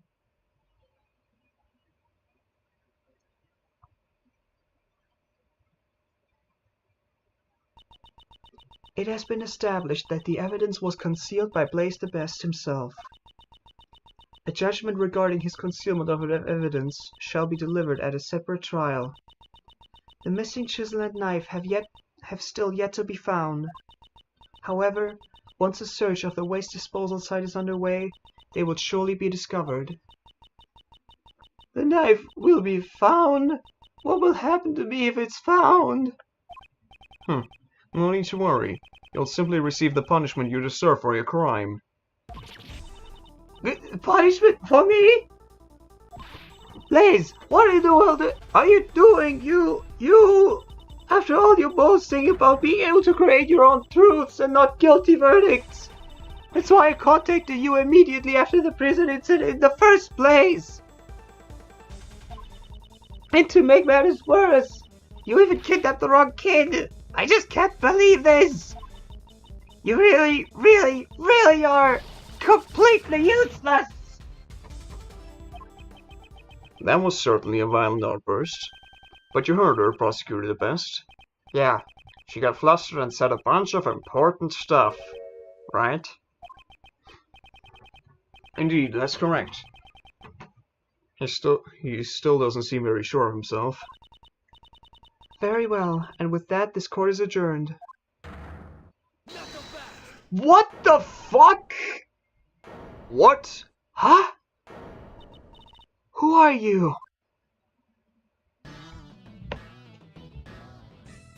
What the fu- Everyone is here!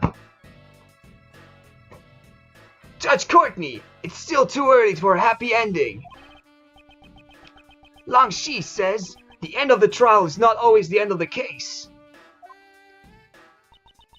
And who might you be? The name's Shilong Lang. I'm just a humble lone investigator. Do you have some objection with this trial?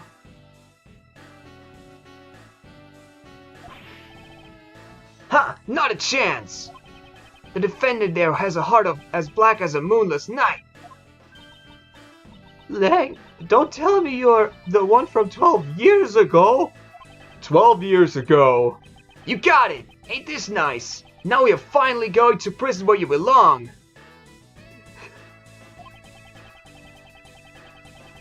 12 years is a long time coming for a suspended sentence, don't you agree? Agent Lang, what are you talking about? The SS5 incident from 12 years ago. It's a case I'll never forget. 12 years ago. Well, a lot has changed. It all happened over 12 years ago. Back then, he and my father were close friends and our clan protected the president's life. But then he suddenly changed. It's as if he became an entirely different person. Nowadays, he doesn't even have a shred of faith in the police force of Shangfa. 12 years ago. I wonder what went on then. Might it have something to do with Lang's father and President Huang? Patricia Rowland, and you, Blaze the Best. Back then, the two of you killed off the Lang clan.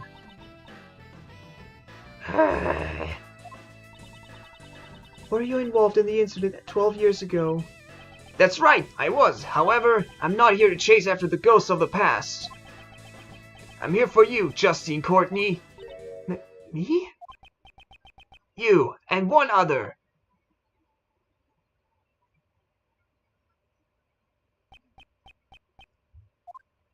John! Miss Courtney, you're coming along too. As a suspect in the murder of the president of Shangfa, Di Junhuang. Agent Lang, what evidence do you... Settle down, Mr. Prosecutor. The investigation has only just begun. We're going to inspect the crime scene with the suspects in attendance. Agent Lang, did he get his hands on some new pieces of evidence? If you have any objections, then you can tag along as well. I shall do just that. What the fuck is going on? The end of the trial is not always the end of the case. There are still many mysteries yet unsolved surrounding the murder of the president. Namely, the true nature of the kaiju, and Then come and get me. I'll be looking forward to it.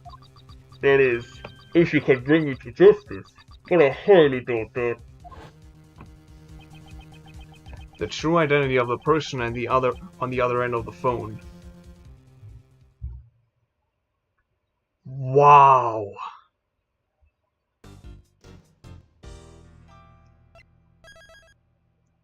What a fucking part. 3.5 hours.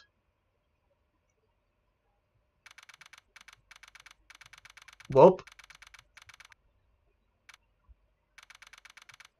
then see you next time for the next part.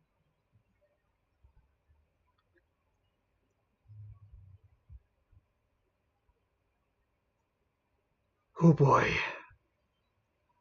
Bye.